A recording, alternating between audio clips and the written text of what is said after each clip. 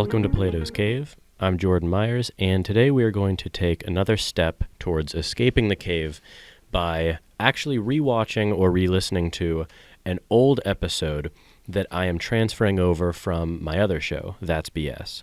So, as I said before, this show is basically the new start to anything that I'm doing related to philosophy, and that show is continuing to be a political show, a show about society, culture, a more laid-back discussion show. So this is an episode that I had previously done on That's BS, but I think it's relevant to this show and its topics, and so I'm going to carry it over. So here it is, and I hope you enjoy this episode. Welcome to That's BS. I'm Jordan. I'm Adam. And today we have a pretty exciting episode. We've got Tom and Woodrow joining us from the Dirty History podcast. So, hey, guys. How's it going? How you doing? Good. How are you guys? Doing well. I'm actually really excited to do this. When you reached out, when listened to that analyzing historical figures in the Dialectic Rhetoric episodes, I was like, oh, shit, this is going to be fun. Yeah. Go ahead, Adam. No, I was saying we had fun with those. I mean, there was definitely a big difference in ideology, but I don't know. I think we kept it rooted in historicity. So yeah, for the most part, yeah. I don't know. So yeah, the way I found you was I saw one of your really cool looking flyers hanging in a local pub, and decided to reach out. But we were talking about that, and it's like the sort of Black Plague doctor, right? With the he's like the bird mask. Do you know why that they used those masks? Yeah, they used to take the in the nose part, they would stuff a bunch of perfume and whatnot, basically potpourri. So whenever they're going in, they wouldn't be smelling any of the death or the sickness or anything, because I believe back in that time, they thought the disease was actually carried in the bad smells. Yeah, we thought disease was bad smell oriented up until really recently. Chicago in the early 1900s with the slaughterhouses and all that shit. They thought everyone was getting sick not because, well, they're pouring shit in the water, but because they're smelling the bad water. Why is everyone getting cholera? Well, it's because you're dumping rotten guts in the river. It's not because it smells bad. Yeah. Have you read that book, The Jungle by Upton Sinclair? Yeah, those were the first 3 episodes we did when we first started this thing way back when. Yeah, we were all about that shit. It was It's really crazy because they did this whole ordinance where they moved the city away. They moved the slaughterhouses away from the city because they said, "Oh, we got to get the smell away." But they moved them downwind, so that didn't help them at all because it kept blowing their way. So they never even got to the root of the problem until they reversed the flow of the river. Because instead of making ordinances so you don't dump shit in the river, they decided to reverse the flow because civil engineering is so much easier than getting rid of pollution. That's so interesting. I had no idea it was linked to scent for them. Yeah, was that Teddy Roosevelt who sort of after that book was released that he had that commission sort of put in place to sort of like investigate everything that was going on there? Was that Teddy Roosevelt? Yeah, he read the Jungle, and then he went ahead and decided to create the FDA, the Food Drug Administration, because they had inspectors, but they were local inspectors. So the bad meat, they would just not ship it internationally and give it to the workers. That way, no one really, well, I meant nationally rather. No one was shipping international in 1900, but they kept it locally so it wouldn't go out to the general public. So the people were dying in Chicago. It's the bad air. And they were finding rat droppings in the food. Oh, it was foul. They were just sort of packaging. They would just sweep everything into the food, right? It was. Oh shit! It's a lot worse than rat droppings. People were losing limbs, fingers, toes. Oh, the pickling rooms. Shit, that's a whole other story. When you're brining it, their hands would get all red and crack, and then bleed all over the food, and they would end up not having no use of their hands whatsoever. That's disgusting, but fascinating though. Yeah.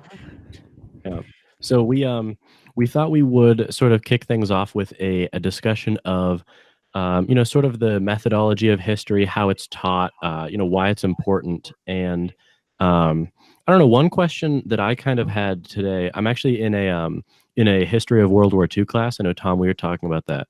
Yeah. But one of the questions that kind of struck me today in class was I noticed that in sort of previous professionally taught history classes, different events in history are taught as sort of segmented pieces of time. And it wasn't until really this class, and I'm a huge fan, as I'm sure you are, of Dan Carlin's Hardcore History. Oh, for sure. Yeah. It wasn't until I started listening to that podcast and taking this class on World War II that I more of started to view history as like it's like a narrative, and it's a spectrum more than individually isolated events. But I was curious because I like your format of the podcast a lot, which is kind of like a quick dive into a historical theme in a historical time.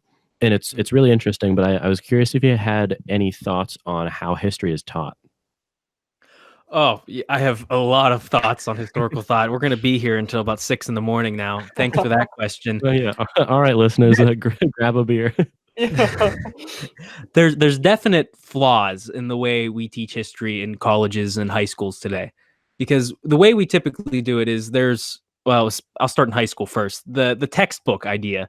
The textbooks are very, very sanitized. They teach I guess like the really like basic rudimentary form of an idea. When you get a page about slaughterhouses and that's that. Because our general idea when we made Dirty History was that there's these pieces of the past that are just routinely overlooked by academics and educators alike. And it's not because they're unimportant, but it's because they're unpleasant, vulgar, shamelessly violent, lewd, crude, rude, mean, feminine, sexual, just standards of taste. And we ignore them. However, we at Dirty History, we study them almost exclusively because we think that these are the clearest illustrations of central themes to humanity. That was the short of it. I'm sure we'll have some more to say. Yeah. That's cool. Interesting. I mean, so do you think it's important though at the high school level that students just being introduced to history though should get a survey level of history though? I mean, like if I was to take an American history course, should I not get sort of just a general understanding of how the United States has formed, and to give me an understanding of the United States as it is today, right? I mean, because the thing is, you don't have the time to dive into everything fully, right? No, yeah, you're definitely right about that. You need a base set of understanding of it, but I'm saying the scholarship around history, once we get past the survey level courses, really does a piss poor job of giving you the full scope. Now, you always need the base, and I'm not saying Dirty History will provide you the whole of history as a form of methodology. You definitely need a base, and this is more of a supplemental form. No, that's fair. Because I'm just thinking back to like my own I'm no history major, but I think back to like going through like an American history textbook. Like if I find like anything that seems interesting, I'll just that's when I Google it, right? You know what I mean? Like it'll give me a taste of what happened there, and I'm like, oh, okay, I'll dive into it, right? Yeah. Like I think that the general history books, they're not meant to give you like a full understanding. Yeah, part of the idea behind how we do things is that whenever you present with history, a lot of the times you're presented with what's called the great man kind of way of interpreting history. And those are just generally culturally marked because they have the signs of what the people in that time and place consider to be morally exemplary. What we're doing is we're taking all the things that are considered to be just absolutely abhorrent, the things you can't do, the things bad people do, and we're looking at those to see what we can learn about history and society through that. So it's kind of like the opposite of great man history is bad people. And that's not to say that great man doesn't have its time and place. You're right. It does serve as an introduction. I just think that you definitely have to go further than that if you want to inquire deeper into history, because you're missing out on the full picture, Mm-hmm. Yeah, that's very fair. Yeah, you kind of have to roll up your sleeves and really get into it. Oh yeah, for sure. There's some gross shit out there. Yeah. It's kind of an irrelevant question, but what is the dirtiest piece of history you've discovered about the United States? I'm just interested. We did a whole series called Holy Shit about the religious uses of feces from culture to culture, and there was a lot of coprophagia, eating shit, and that got pretty gross. As far as in America, the number one, I'll just like, if you want to see the dirtiest of the dirty, just look up G.G. Allen, and that's just an endless rabbit hole of fun. G.G. Allen. Yeah, he was this punk guy, and we actually did a whole episode on him. I guess that was kind of great man history in a way, but it's dirty man history because he's an awful human being. He wanted to commit suicide on stage, but he died of a drug overdose first. But he would often jerk off on stage, shit on stage, piss on stage, cut himself on stage. What was that? What was his profession that he was doing this for? He was a punk rock provocateur, but that's really romantic. He was just a punk rock shithead, really. Yeah. Oh God. Jeez. Wow. I don't know if you're in a position to like have a firm opinion on this, but what do you think is like or are, for multiple cases, the most kind of censored areas of history that we stay around? I mean, I'm sure it's local to local. Like in the U.S., we shelter us from the worst things the U.S. has done, right? Yeah, I mean, there's definitely some of that, especially in like high school textbooks. From all the textbooks I've seen, there's at best maybe a paragraph about the internment camps that we put Japanese citizens in during World War II. You barely hear about that, and we can get into that when we start talking about rhetoric during the World Wars, because that's an interesting topic I'd like to discuss later. But I think we had a habit of really censoring women in history. I mean, we don't talk about hygiene in the female sense. We don't talk about periods, tampons, the invention of those things that have made society cleaner, healthier, and things like that. We don't really discuss that. When we discuss the Salem witch trials or witchcraft in general, it's just, oh, there were witches, but they weren't really witches. People were just a little crazy because they're Puritans and we burned them. That's the oversimplified version. But we definitely don't get into details about times where we persecuted women. That's a very overlooked subject. And I'm not saying I'm an expert. I just think it's an important topic. Something I think we'd eventually cover, of course, with the help of adequate professionals, because Native American history as well. Yeah, Woodrow's right. Native American history. Really, we have a shit record of any kind of history that involves minorities. We do a poor job of covering those. And again, those things that are just dirty, vulgar, violent. I think I'm going to name drop a book. Thaddeus Russell's Renegade History of the United States is one of the few history books that really jumps into a lot of things that we ignore, or a lot of things that we kind of sell a certain narrative on, and we ignore a whole other aspect, a whole other side of that spectrum. No, that makes a lot of sense. Well, just that kind of leads me to ask, so what does sort of go into being a history major? Like, what are the kind of check marks you have to reach? Is it, do you have like a concentration? Do people have concentrations? I have no idea how that works. Well, I currently am an education major and a history major. It's all one major, but you're essentially a double major. You have all of your developmental psychology classes and your curriculum classes. That's the education side. And I have to take all the same courses history majors do. And when we do that, at least at Slippery Rock, I can't speak on other universities, but you have to kind of pick your concentration even as an undergrad, because there's certain pathways you could take, where you could take these many credits of Western history with these many credits of non-Western and these many credits of, what was the third one? There was a third one. It was some bullshit like military history or something. And you can mix and match how many credits you get in each area. I primarily focused it was a lot of American history, but most of my American history courses were all urban history courses, the American city and things like that, because I find that's the best that I think a university did at getting at those topics we typically don't cover. New York in the 1970s, Chicago 1900, hell, Pittsburgh in the 20s and 30s. That place was disgusting. Yeah. Not a good place to live. So people always romanticize, living in Pittsburgh in that time period, then they were, just breathing in smog 24/7. So yeah. It was, I forget, I think it was Pitt maybe. You guys had some archives I went into, and they had all these pictures from Pittsburgh in the 1930s, and it literally looked like what I would imagine Gotham City to look like. It was just covered in smog with this Gothic architecture, and no one's smiling. There's kids that already have emphysema, like they already have it. They sound like they've been smoking for 40 years. It's not a happy place. It's like a lot of China today. Yeah. So oh shit.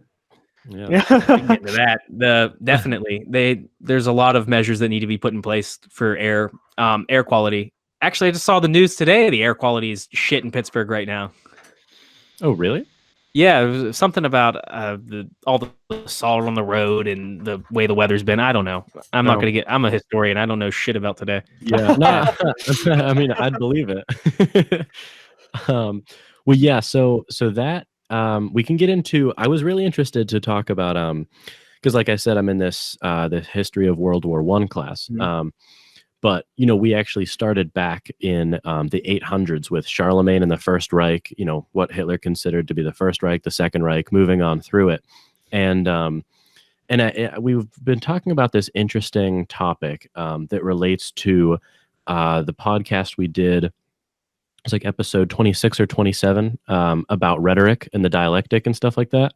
And there was just, I'm sure you can tell me more about this than I know, but it was just this really sort of eye-opening moment for me when I realized that, a large portion of why people doubted the reality of concentration camps in World War II was actually because they lost faith in the institutions of news because of all the the propaganda that was pushed in Britain and places like that during the course of World War I. I had no idea that was like the cause of a lot of doubt as to the reality of the concentration camps.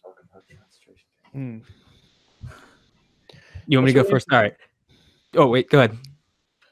I was just thinking about just I mean, did people lose the same amount of faith in the United States because of the same propaganda being pushed and during World War I in the United States? Because there was certainly a lot of propaganda in this country too during that period. I guess you had like who was that? Was it George Creel? Was the one who had his he deployed like I think it was like 75,000 4-minute men to just run around and give like these 4-minute speeches to just convince the general public that it was imperative to enter this war.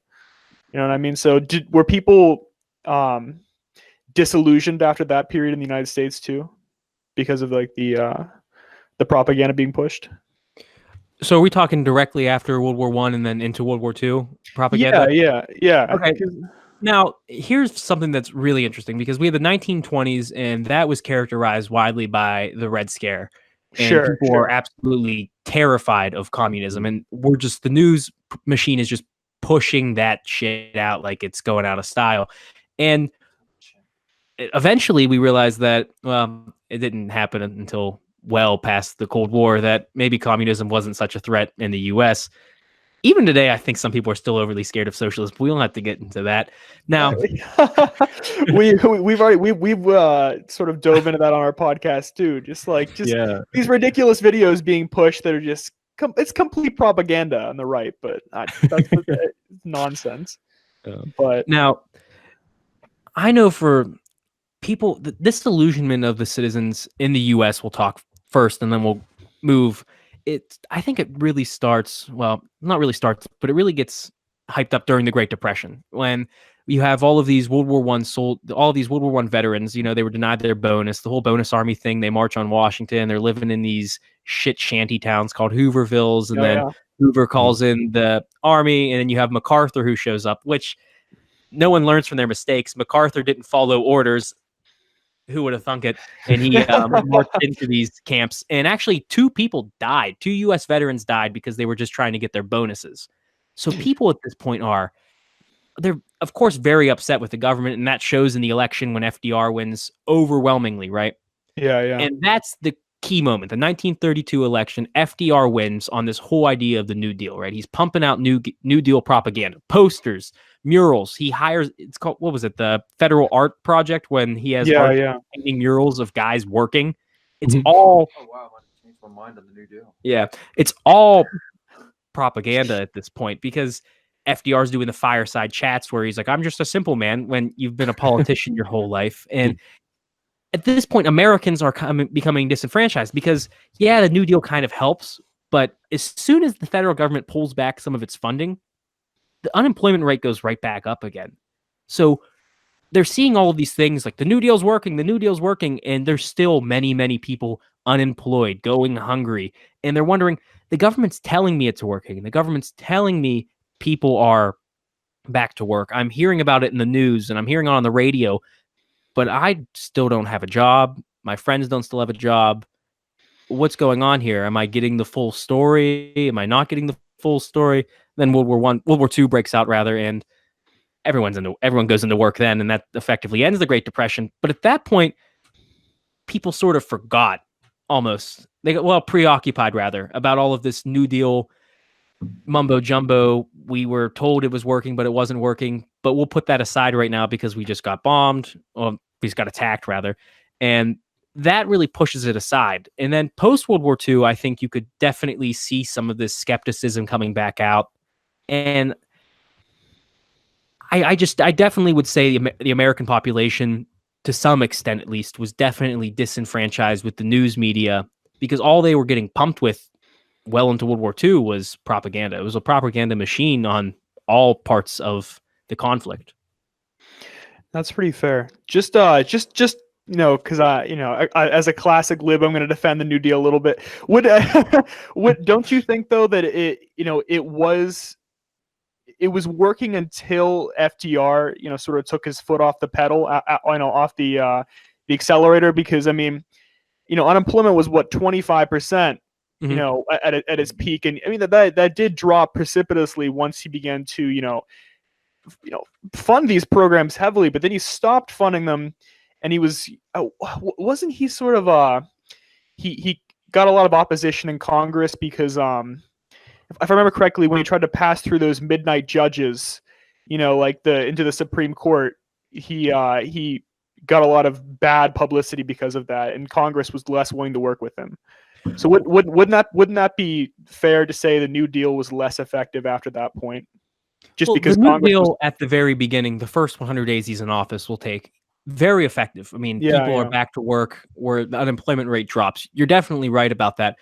And he gets opposition on all sides, the left and the right, because he has opposition on the left saying he's not going far enough, opposition on the right saying he's gone way too far. It's a lose-lose for him. And then he has the whole court packing fiasco, which doesn't help him at all. But before then, even when we see federal funding being taken away little by little, redirected at new places, the unemployment rate goes right back up. It was like, say you have brain cancer and you have a horrible headache and the doctor gives you Advil. Your headache will be relieved for a while, but you still have brain cancer, Yeah.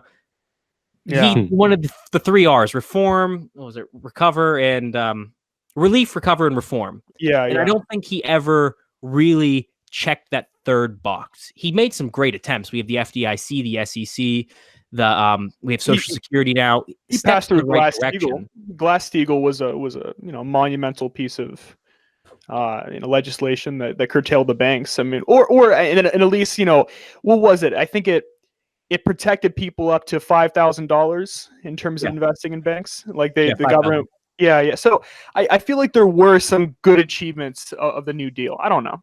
Oh yeah, I agree with you there. There were definitely some great achievements. I just don't think it was completely effective in the way that it was marketed to the people. That's fair. It wasn't the end all be all. It wasn't going to solve the Great Depression. It wasn't going to put all of America back to work again, because the unemployment rate, again, it worked, and then we stopped giving so much federal funding, and it didn't work again. And you couldn't spend on a deficit for that long. There had to be some way to recoup your money. And of course, World War II ends up doing that to a degree, but it really, it was unsustainable. And that was the general problem with it. I want to throw you a counterfactual here, just for fun. I know we're a little off topic, but what do you think about, what if we would have spent so much more like the farther left of the Democratic Party was calling for? I mean, do you think that would have mimicked the spending in World War II, because I mean we spent so much in World War II that it really did revive the economy. I mean, do you think that if we would have spent that during the New Deal or an equivalent amount, that it would have had similar effects in the economy that World War II did? Shit, I really don't know. I really that's a good hypothetical. I mean, it's really good for an economist. I'm not an economist. I can't speculate about how much that would have helped or not helped the economy. I mean, if you get everyone back to work on the federal dime, everyone's working, but again, the government would probably they're not occurring any kind of debtors, That's fair. When we go into World War II, we have different countries in our debt because we're giving out arms and ammunition to various parties and whatnot. When you're just employing American workers on public works, you're not creating anyone in debt. You're just kind of handing out money for labor. Granted, your infrastructure is going to be fucking amazing, and you're going to have dams and murals everywhere, but you're not going to have money in the bank, so to speak. Plus, after World War II, because of all the devastation that happened mostly in Europe and elsewhere, not in the United States, the United States really benefited from being able to take more of a power position among the world's superpower governments. Definitely. So a lot of the economic prosperity after World War II is due to that. And also, you got to keep in mind how many weapons we were making for other people. No, that's fair. I was just astounded when I was looking at the numbers in terms of because you always hear about how much the New Deal costed, and then I looked at it and it was like, okay, well, before the New Deal we had a national debt of 20 billion. Then after the New Deal was 40 billion, but then after World War II it was 260 billion. That's how much we spent on World War II. Yeah, wars and cheap. Yeah, so I'm just saying, it's just interesting. I'm interested to know, when the left was saying we didn't go far enough. I mean, is there some truth in that? Is that a question for an economist? I don't know. It's interesting. I don't know. I mean, Huey Long really wanted them to go even. He was really critiquing FDR, and I'm not sure what the country would look like if we went along with what he was suggesting. A kingfish. It's definitely. If we could get Dan Carlin on here, I'm sure he would start talking about it. Well, I was thinking this was happening. We're more of the blood and guts guys. Yeah. Fair enough. Yeah. Fair enough. Is it fairly uncontroversial that the economic upturn we experienced during World War II is what pulled us out? I don't think that's really controversial. It's generally agreed upon. I mean, that's how it's taught in high school.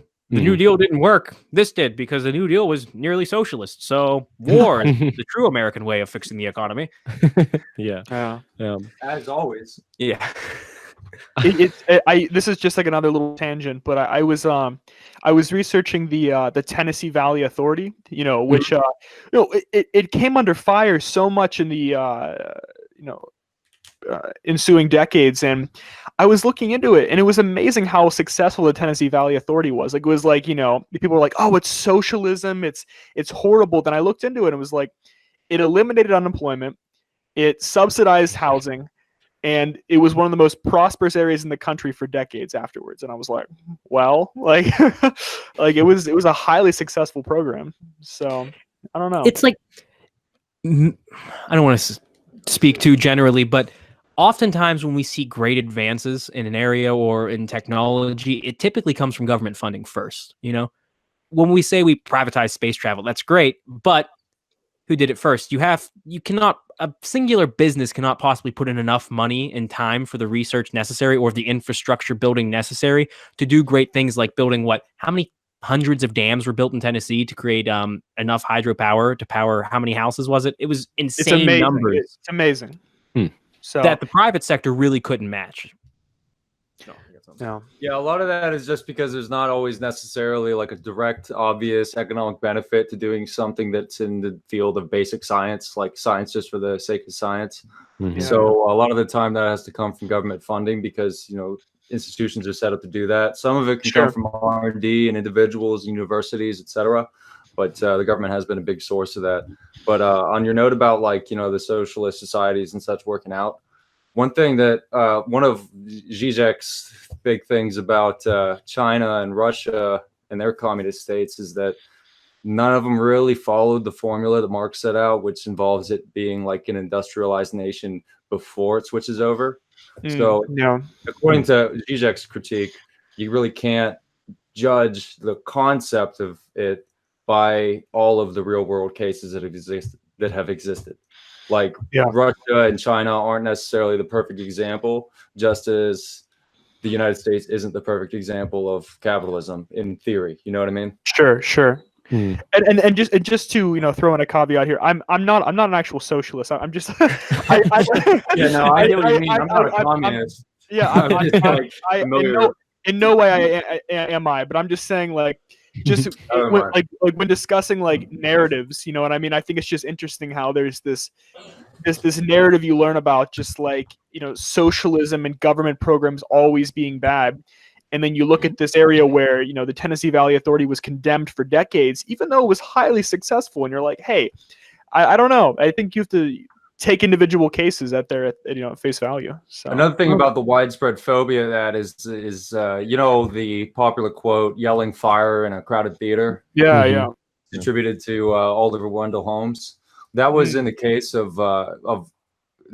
versus Schenck, where they were prosecuting somebody who was handing out. They were prosecuting a socialist who was handing out anti-war literature, and that's what they were referencing as yelling fire. They're really they're talking about a critique of the war effort as being yelling fire. Didn't they throw in Eugene Debs into jail during World War I? The socialist candidate in the early 1900s. I think they did. Yeah, I think so. Yeah. I think they threw him in prison for being, I think, under the Espionage Act. So yeah, and we fried the Rosenbergs, right? That was there in the 50s. Oh yeah, that was bad. I mean, we killed them. So I mean, I was right here. The government did it. Well, you know what? There's an interesting question that got asked in the chat. The question is propaganda generally necessary to win wars? That's a pretty broad question, but I don't know.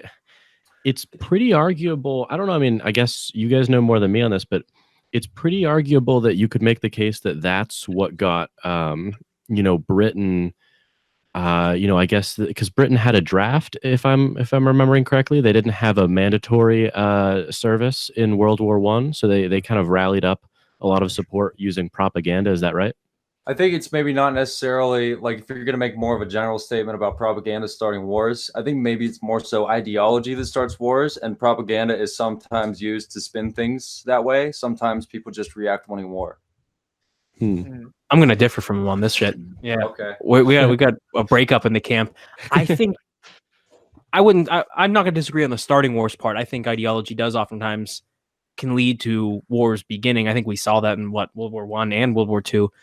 Now, as for propaganda during a war, I think it is a necessary part of the war machine, because you cannot drum up enough public support without getting everyone on the same team, so to speak. You have to round up the troops, meaning you have to round up all the people at home to help out with the war effort, because there's so much that goes into war. It's just not guys on the front. You have to, make the bullets and the bandages, all of that stuff. You can't do that without convincing people what you're fighting is pure evil, which is exactly what we did in World War II. I mean, we call the people that participated the greatest generation. Don't get me started. But that's propaganda. It's you feel like you're on the right side of history. You're doing the good thing, so you're going to give it your all. You're going to ration your food, because I mean, even during World War I, Herbert Hoover was he was part of the food committee. That's not what it was called. That was an awful term. But yeah. He was doing the meatless Mondays and the wheatless Wednesdays. And that wasn't mandatory. That was all volunteerism. That was just people saying, oh, I'm going to do that because it's un-American if I don't. That's ideology. He did pioneer the model there. Yeah. He pioneered that model, actually. Everyone from that, well, not everybody, but many countries after, watching Herbert Hoover, pioneer that model, they were like, holy shit, that's like the most effective ways to, instead of, actually creating rations, inspiring people to limit their, usage was actually, a lot more effective. So, I mean, you had murals painted on the side of buildings about planting your victory gardens to help out with the war effort and not consume as much. I mean, use propaganda to drum up support on the home front, and I think that's absolutely crucial to an effective war effort. Now, I could be wrong. I don't think I am, but I could be. And the thing is, I was also I was thinking, like, what also, like, falls in the purview of propaganda, because I was thinking about it, and propaganda is also what you don't say, right? Because, like, for like in the case of World War II, I know that we never showed, like, the bodies of American soldiers. You know what I mean? While, like, in Vietnam, like, you had journalists who were constantly, sending back bloody photos of, dead Americans and, ravaged Vietnamese, families. While in World War II, you never saw that. You never saw, like, a dead Americans in the press. You also haven't seen that since the War on Terror, because around that time they stopped showing the coffins on TV. Oh, interesting. Very interesting. Now, there's a topic that I've been really thinking about, and I think this is a good place to discuss it. If you look at the U.S. and Japan during World War II, I cannot find any good examples of them using propaganda in these two specific fields that I'm about to mention, when I think they would be perfect minds. In 1944, I might have the date wrong, don't quote me on it, the U.S. had these prisoners of war from Japan, and they were interviewing them in what is called the War Guilt Information Program.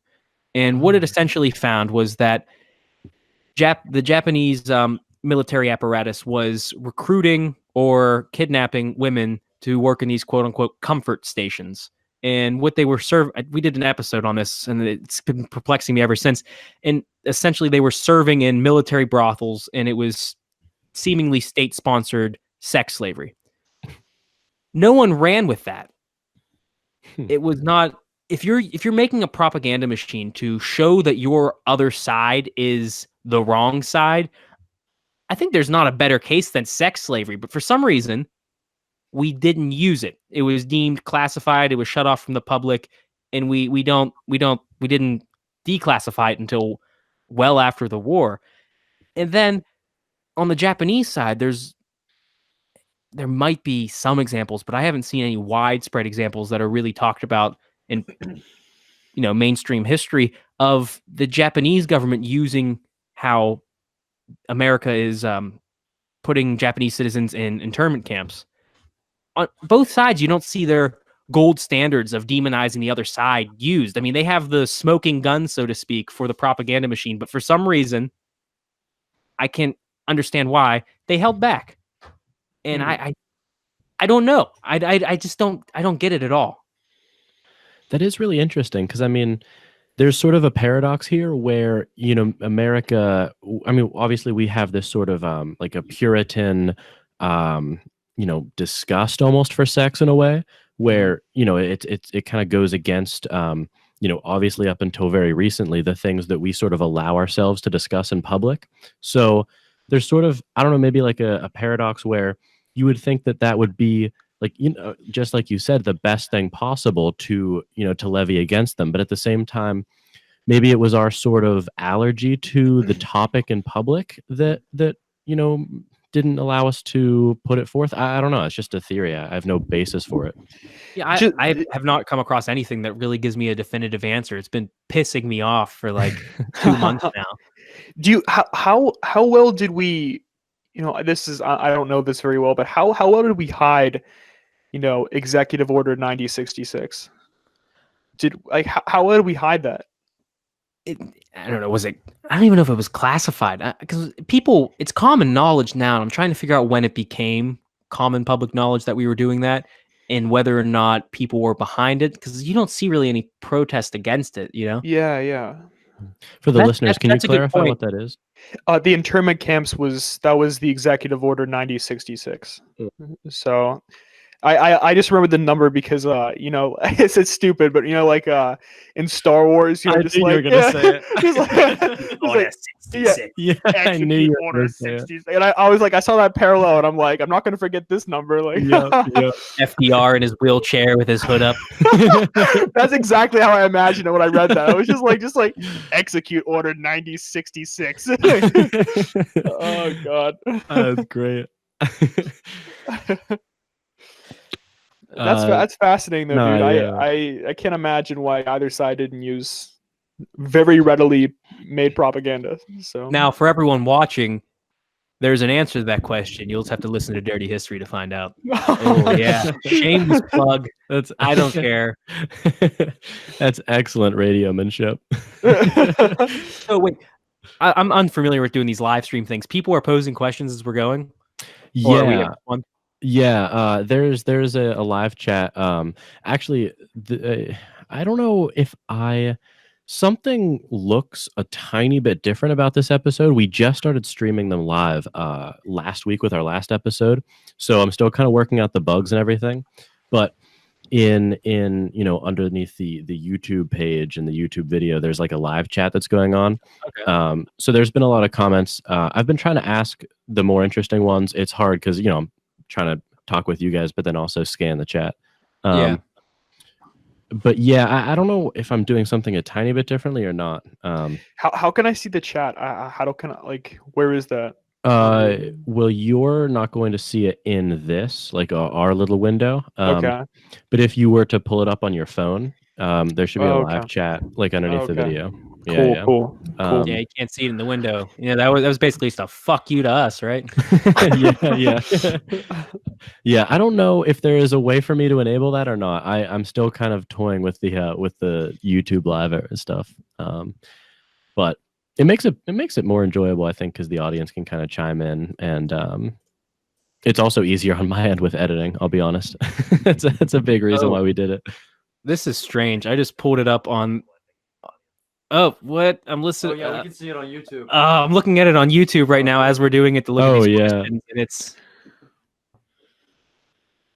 So, should we answer one of these questions? Yeah. What about Well, so I had a question before we get to that. Actually, okay. It seemed like when we were talking about propaganda, it seems like, you know, the sort of quintessential idea that comes to mind is propaganda that's false, right? It's kind of sort of a connotation of the word itself.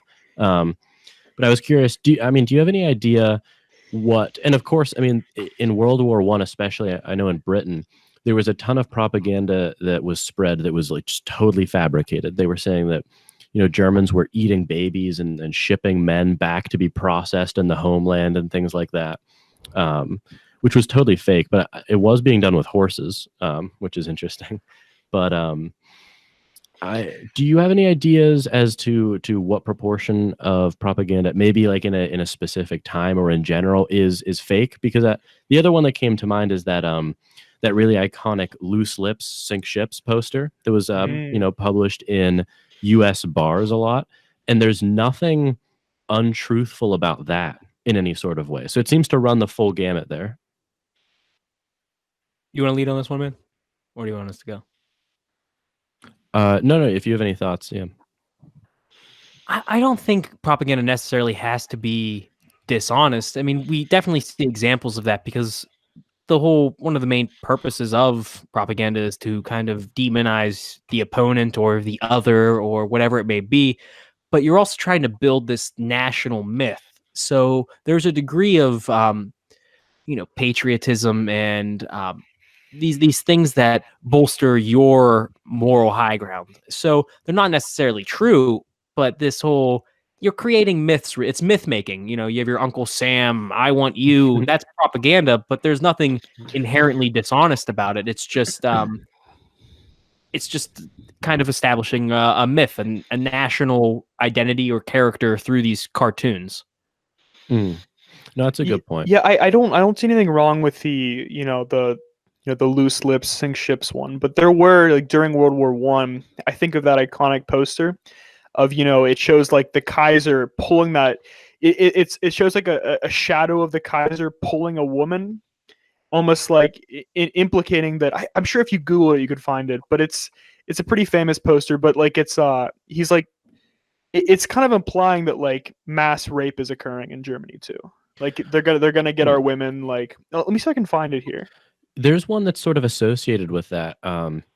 This was in the really early 1920s, when Germany was starting to link socialism with the Jewish race. And there's a picture of like a very well drawn, strong-chinned German soldier with his rifle pointing out of the trench. And then there's a sort of like very cartoonishly drawn socialist Jew with a knife, and he has breasts, sort of like associating him with I guess femininity in some way, and he's stabbing the German soldier in the back. And that was sort of that was another example of false propaganda in this case, where they were perpetuating the myth that the socialists and the Jews caused this lie to be propagated, that they were losing World War I, when in fact they were not. I think that was Hindenburg and Ludendorff who helped propagate that. I don't know if I'm correct with that. Are you still looking for that image, Adam? I just found it, actually. Okay, you can screen share. Yeah. Well, let me do that.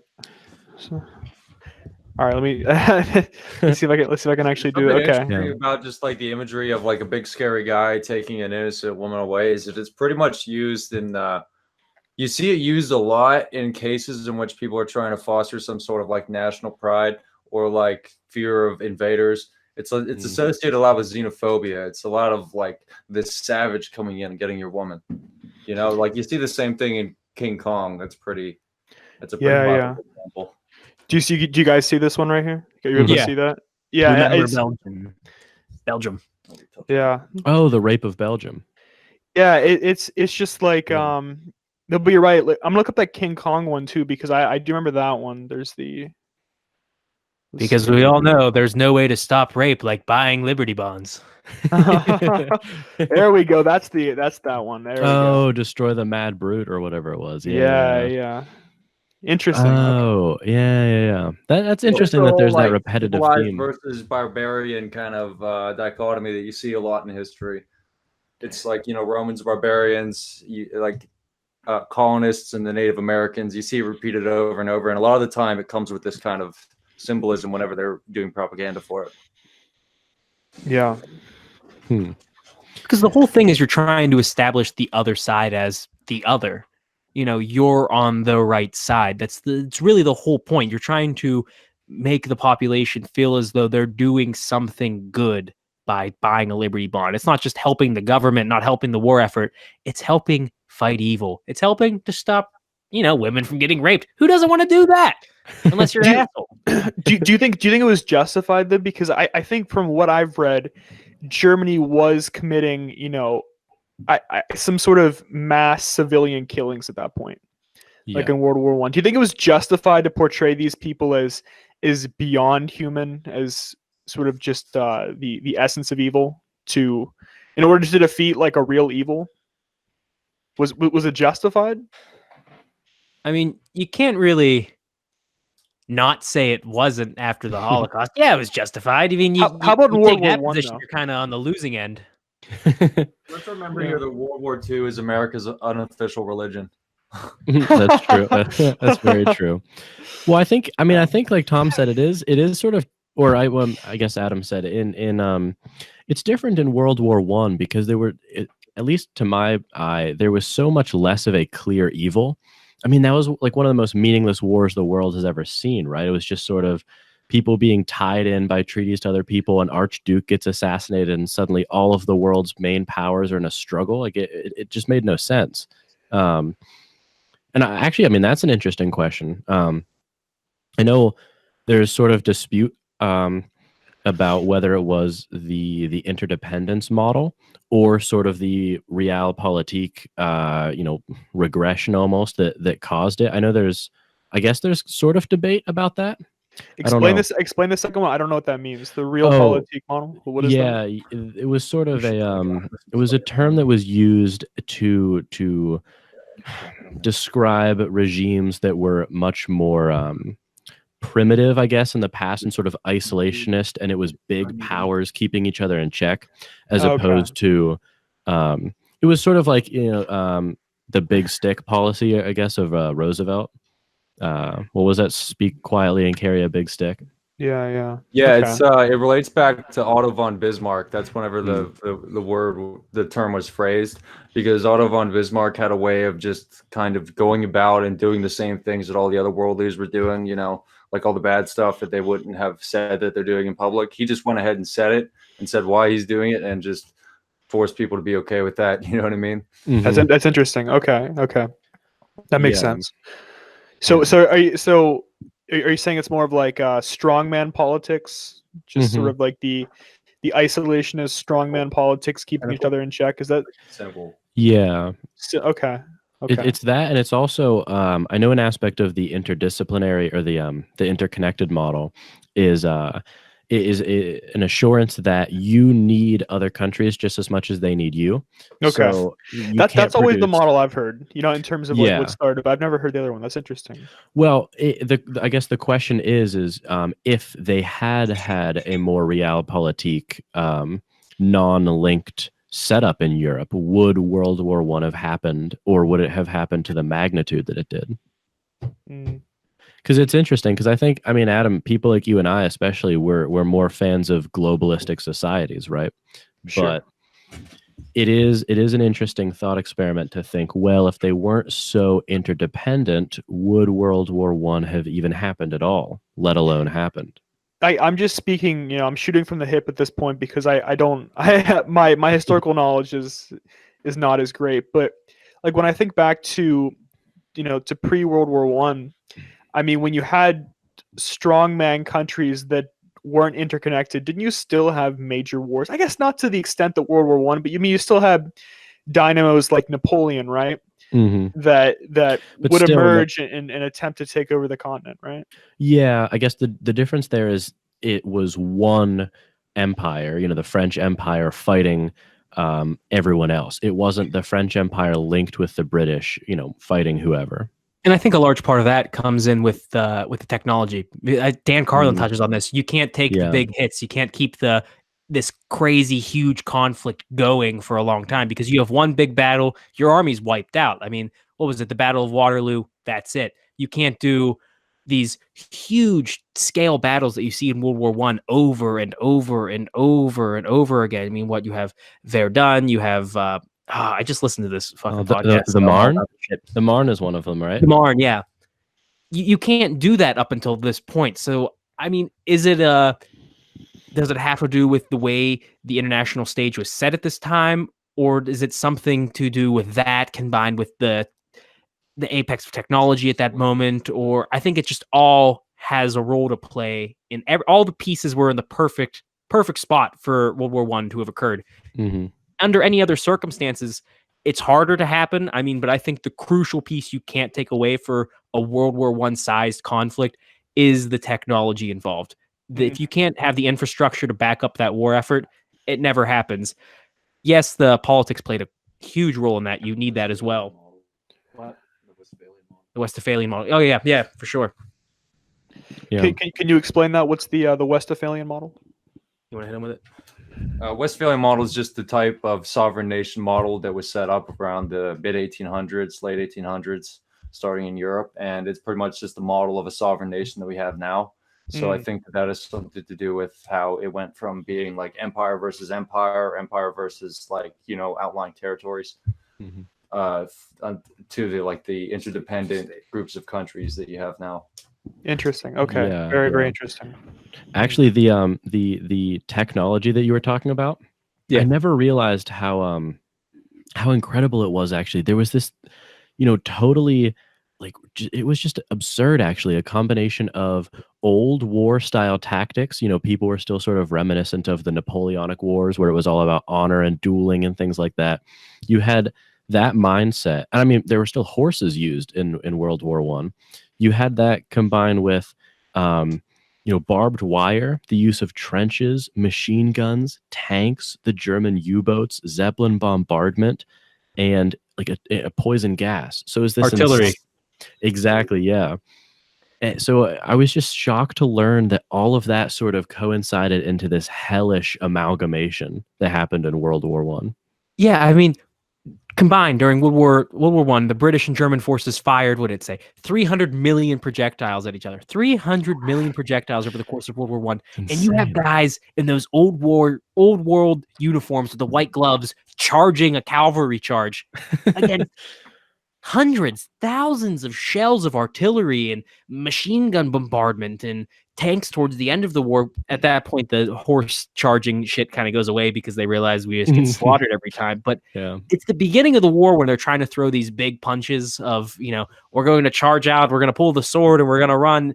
People are just getting mowed down, and it's absolutely brutal. Now, just a meat grinder. So just as a quick question, why didn't these military tacticians, look to, the Civil War as sort of like a precursor to, World War One, and they look at that model and they say, hey, the old style of warfare mixed with modern weapons doesn't work, because like I think back to the Civil War, and even then at the end of the Civil War we began to see the beginnings of trench warfare, right? So why didn't they look to that war and implement different strategies in World War One? Well, if you look at the Civil War, I mean, they're still using what? They're still using cannons, and they're still using these single-shot rifles. It's the speed of technology outpaced what they even evolved to after the Civil War. I mean, because if you had Civil War tactics and technology at the beginning of World War One, you're absolutely decimated. Now, if you have beginning of World War One tactics at the end of World War One, you're decimated. That's how quickly it evolves. No one really had a chance to catch up because it was happening quicker than they could plan for it. And the generals, they were leaving, getting fired, getting canned, just resigning, going absolutely bonkers, depressed, and insane because they feel like it's all pointless, which it is. But yeah. It was really, really hard until the end of the war, and even then, not so much, to catch up to what the technology was doing and the tactics to match. It was really, really, really hard, but also at the same time, you're kind of like, at this point, you should realize that when you just charge, you die. No one didn't. Well, we'll charge from this direction because we're gonna throw a lot of artillery shells. It's just the monotony and banality of this war, and it just keeps happening over and over again. The same mistakes are repeated, but we do it slightly different this time. We use 3 million shells as opposed to 2 million, and that extra million clear them right out. But it's just they were doing a lot of trial and error. They were. It's not like they weren't doing anything. Oh, keep charging, keep bringing the cavalry out, But they definitely didn't figure it out in time. I mean, that's how so many people die in such gruesome manners in No Man's Land and the other. Oh, it's very interesting. No, I hadn't considered, how fast the technology was increasing. You're right. I mean, it's because even at the end of the Civil War, I guess you had the precursors to basic machine guns, right? Like you did have like some machine guns at the end of the Civil War. And tactics did change, but you're right. Like once you got, World War One weapons, that's a different game at that point. Yeah, all right. I'm looking at some Civil War weaponry right now. We got the Gatling gun, we got revolvers, we have weapons that aren't, muskets, but Spencer repeating rifle. You're right, but when you look at World War, you get the Gatling gun, and that's like the big thing, Yeah. Now, World War One, the big thing is we use this artillery we do this rolling artillery tactic. Okay. Oh, this artillery shoots further. Oh, you can hit a city from this many miles away. Or, oh, here's a tank now. Or we're going to use these planes. It's these crazy leaps in technology. Oh, the Navy we're driving around these huge ass steel ships and we're blasting the shit out of each other. It's where the technology wasn't advancing as quickly during the Civil War. I mean, every year during World War One, there was something new to contend with. So just when you figured it out, there's this new thing. You get the Gatling gun, you have some time to figure that out because there wasn't an after the Gatling gun. And dude, I didn't even consider the planes aspect. Holy shit, I totally forgot about planes. Planes are a totally different game. I mean, if you can't defend against bombings from the air, I mean, you are fucked. So. Yeah. And I mean, I think dogfight. Yeah. Oh yeah, like the Red Baron. Mm-hmm. A legend. Yeah. And I mean, wasn't this sort of unequivocally the first war of the time that directly affected the citizenry in a way that had never been done in a war before? There were sort of direct bombings, but you sort of had to beat the military to get to the civilians, whereas in World War I you could just fly a Zeppelin over, right? Yeah, I mean, other wars still you see the citizens being affected to a great degree. I mean, sieges were brutal. I mean, when you got to the city, but you're right, you didn't necessarily have to get to this. You just get close enough to the city and you could start throwing an artillery barrage at it. I mean, what was it? I'm blanking on some of these exact. Oh, the Paris gun. The Paris gun, the artillery weapon that could reach Paris, and they weren't anywhere near Paris. Couldn't it shoot like terrifying. 3 miles away, something like that? It was insane. It weighed something. It was insane. It was like 30,000 tons. I'm pulling that number out of my ass. So I have no idea if it's even remotely correct. But let me. I'll pull it up right now. Yeah, I know that it was basically a building that could fire a shell. It was absolutely insane. Amazing. All right. Effective firing range 81 miles. Oh. I knew it was something crazy. Essentially what you would think a crane would look like. Yeah. People that are listening right now, you should Google Paris gun. This is absolutely terrifying. It could fire up to 81 miles. The muzzle velocity would travel 5,400 feet per second. Jesus. The length of the was 111 feet and 7 inches. That's mind-boggling, actually. I just looked it up too. It's a horrifying device. Oh my goodness. It's absolutely insane. I think they were bombing Paris from like the Rhineland or something like that. It was I don't even remember what it was, but it was absolutely astonishing. I mean, and it gets worse in World War II. I mean, yeah, they were just flying right over the English Channel and just giving London a hell of a time. Those bombings were awful. It changed many, many people's lives. Yeah. Jump on over. All right, hold on. So a little callback to when we were talking about propaganda earlier. This book I just grabbed. I have like this series of history books from 1918 that I found randomly at a yard sale a while back, and that's so this cool. one was written whenever World War I wasn't over yet. So they've got a little bit of propaganda in there right at the end of the book, so we can keep the boys, overseas in the war effort. Here it says, in the last week of 1917, the Central Powers put forth a peace proposition couched in such terms, however, that it could not be accepted by the Allies, yada, yada, yada, yada, yada. America was to increase the conviction that the war must be fought to a finish and to quicken the purpose to press forward with a renewed determination to make every effort and sacrifice necessary to overthrow military autocracy and to enthrone worldwide democracy, and thus lay the basis for a final and lasting world peace. Freedom! Wow. Fuck yeah! I mean, that's an early example of that. Then it goes to the end of the book. This is like during the war. So that's literally the last paragraph of a history book. Wow! Holy shit! Dude, that is such a cool find. Actually, holy shit, that's so cool. Hold on, it's a 1, 2, 3, 10 book series, and it ends with the last page is, we got to keep the boys over there. Wow. Now, is that referencing? Yeah, I was going to ask, is that directly referencing the knockout blow that was supposed to make space for the war to end all wars and the war to make democracy safe?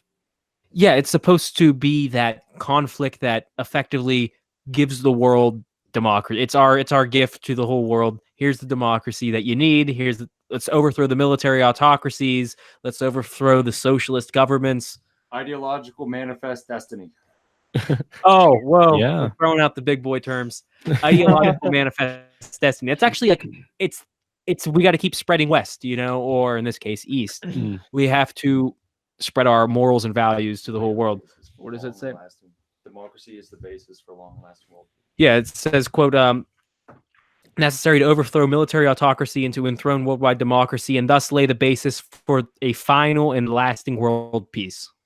Wow. That's the last sentence. Equals world peace. I love how that, the book just transitions from, providing history to suddenly providing some sort of, prescriptive measure. You know what I mean? Like, we've given you sort of like a tale of history, and now here's what should happen. You know what I mean? It's what an interesting piece of propaganda. Yeah, because you read that history book and you're like, these are the facts, right? And you're looking at these dates and these times and how they used to write it back in the day. And at the very end of the book, you get the notion that what Woodrow just said, democracy equals peace. That's the only way to have peace in the world, is to have democracy. It absolutely ignores other kinds of political movements, i.e. socialism, communism, fascism. There's a lot of isms. Yeah. That being said, I'm not totally certain that it's not the best way. Like, it might be like the best way. I don't know, but it's still propaganda for it to be in a history book as such. Sure. Yeah. Now, who wrote that book? It's Ridpath. It's Hold on, we're pulling it up. I'm assuming it was an American publisher. Yeah, John Clark Ridpath. It's the new and complete history of the United States of America from. Well, this one came out in 1920. The series is from 1918. Okay. Well, that's fascinating. Sorry, Adam, you were going to ask a question. Yeah, I was just gonna, just make a lateral move here, but I was just interested, based on that term "manifest destiny." I'm kind of echoing right now in the. Yeah. Did you are your headphones plugging in or something? Oh, Adam? No, you're echoing too now at this point. Do you have our stream live or something and it's picking up that? No, it only just started. I didn't do anything. Oh, that's weird. I don't think I did anything. Is it on our end? Well, it's gone now. Oh, yeah. So, Okay. but Well, I was just going to kind of jump onto the whole, manifest destiny idea. I just think, what do you guys think about the idea that has been pushed of manifest destiny in the United States in general, right? Like, because the thing is, that echoing's bothering me. It's back. yeah, I don't know why that's happening. I don't know. Tom, did you guys open any new windows on your end or anything? No, we've had the same windows open the whole time. That's weird. Me too. That's weird. Sorry to the listeners. Well, I'll try to finish the statement, okay. but I don't hear it too much anymore.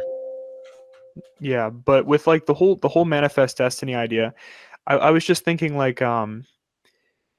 that's been a theme throughout United States history in general, and it's been almost romanticized, right? Like what we've done in terms of in the name of manifest destiny. Do you think that students are being taught a very distorted representation of what manifest destiny has meant to this country? Oh, to be sure, yeah, exactly. That's really what is happening now. I think there's strides now to tell some of these stories that kind of undermine that ideology, but I don't think it's enough. We talk about the Trail of Tears, sure, and we talk about subjugation of Native Americans, and we talk about different things like that, the dirtier side of the manifest destiny, but we don't necessarily. It's not as prominently featured in textbooks today. It's all about moving the spirit of individualism and capitalism west, and we're gonna go find our gold, and we're gonna make our money and stake our claim and start our family and get our land. It's very individualistic and very, very capitalistic, and we push that story. What? Imperialist. No, I 100% agree with that, because the thing is, I've heard this narrative my entire life that the United States was, relatively, isolationist up until, around Teddy Roosevelt. Once we began to get, no, actually, I'm sorry, not Teddy Roosevelt. More like I would say McKinley, engaging in the Spanish-American War and seizing the Philippines and Puerto Rico. And the thing is, but the more I read about history, it just seems like we've always been an imperialist nation, right? I mean, the thing is, correct me if I'm wrong, but I mean, once we got the Louisiana Purchase, we moved into there, and then we wanted more territory. So James K. Polk started a war with the Mexicans, and took 51% of their land. So that's how we got pretty much all of the Southwest and California, right? So the thing is, like, I just feel like throughout American history, we've been expanding throughout the continent, and once we could no longer expand in the continent, that's when we began to look on the global stage. So don't you think that we've always been an imperialist nation, right? On the note of is this muted? You're good. On the note of Texas to California, I was actually just watching Ken Burns' The West today, and he was talking about that. So there was a guy who was like a long-standing member of Mexican, like his family had been in Mexico for hundreds of years. He was one of these Spanish folks who was one of the early groups there, and they were running California. And as with Texas, they didn't really think that Spain and Mexico were really doing anything for them or watching out for them. Like Sure. at a couple different points they were attacked, and then the Spanish and Mexicans didn't send any reinforcements. So the governor, the guy running California, actually tried to join peacefully with the United States, and also the Tejanos and the American people who'd gone to live in Texas. They also fought their own war of independence before they joined the United States. So a lot of that is, the U.S. wanting to have more territory, but also it's these territories wanting to be part of the U.S. That's not to say that everything that happened to them in the years following was peachy. The guy who gave California over to the United States had a lot of problems with it. He was actually arrested at his own home at one point, but there was a lot of native support for the idea of joining the Union in those two cases. That's fair, but at the same time, like what I was speaking to was like in terms of like the Mexican-American War in general, like from what I read, like remember like there was that border dispute of like where Texas ended, like whether it was the Nuez River or the Rio Grande. And James K. Polk, he sent troops down to the Rio Grande, the farthest southern river, to initiate a war on purpose. I mean, I read that the White House was actually, everyone in there was praying that a war would start. They were praying that a war would start because they had previously offered money to Mexico for California in the Southwest. But after Mexico declined, then they initiated a war and took 51% of their territory. It just seems like we've always had that imperialist streak about us, right? Even if those areas did want to join the U.S., I mean, we started a war to get them, right? Well, I mean, even if they did want to join the U.S., it's the fact that we were interested in having them enter the fold, so to speak, in the first place. I mean, the fact that we're putting offers on the table, you're definitely right. There is an imperialistic streak from the beginning. I mean, you move out and you take more territory. That's kind of what imperialism is. I think we have this mistaken idea that it has to be this huge global empire to be imperialist, because when we think of imperialism, we think of the British Empire, the Spanish Empire, the Dutch Empire, the Portuguese empires. And that's how that's how textbooks today actually define it, the age of imperialism. They talk about those specific things. So when you're talking about, they're the contiguous United States, and they've always been the contiguous United States, right? And that's not... That's not imperialism. That's taking what's rightfully ours for being here in the first place. You're right. There's this kind of, again, this national myth that that's not imperialism. That's our destiny. Yeah, I just found that very interesting because I didn't know the historicity of it. When I looked into it, I was kind of like, wait a second. We've always been on the move to get more territory. Right. And the thing is, like, there's this, glorification where the United States, we don't entangle ourselves in European wars. We don't do it. We don't, we're an isolationist nation, but it's more out of convenience that we didn't do that. Right. You're definitely right. And it's really interesting that you bring this up, because I'm trying to think of all of the times I've ever read about moving west and this idea of the manifest destiny, and I'm thinking back to all the texts and articles and journals, and I've never really seen it described as an imperialistic streak. I think that's an interesting interpretation of the whole phenomenon. And because, like, you look at the partition of Africa, that's considered textbook imperialism. You look at moving into South America, the Spanish and Portuguese empires, that's imperialism. Everything happening in Southeast Asia, China with the British, that's imperialism. But for some reason, taking land from the natives who held it in America it's not considered imperialism in American textbooks. And I can't speak for, textbooks in England and yada, yada, yada for high schools, or even the text read at colleges. But yeah, Have you ever seen it described as imperialism? The Manifest Destiny? No. I don't think I have either. Yeah, that's not in like school, not in like high school. Not in high school, and I haven't seen it in college either. That's a badass interpretation. I'm gonna start. No, but but the thing is, I've just been thinking about it that way because, like, the thing is, it's just that narrative you've been learning your entire life, and the thing is, I feel like we can be nuanced people. We can look to areas like Alaska, right? I mean, I think we took that territory in 1867 when I think it was Secretary of State Seward purchased it from Russia, right? The classic Seward's folly. I wouldn't call that imperialism. I would say, hey, we were offered we just bought land, right? But in terms of starting a war to get land from Mexico and then taking the majority of their land, I don't know. It's hard to call that manifest destiny. I feel like that's more of a euphemism in my eyes at that point. What necessitates imperialism? Does it have to, I don't think it inherently has to be violent or anything like that. I mean, I think land purchases could be imperialistic. I mean, how do you weigh on this, Woodrow? What do you think? I mean, in that regard, do you have to assume that all aspects of it are bad? Yeah, I mean, you know what I mean? It's imperialism to do the Louisiana Purchase in a way because you're just wanting to spread the purview of your country.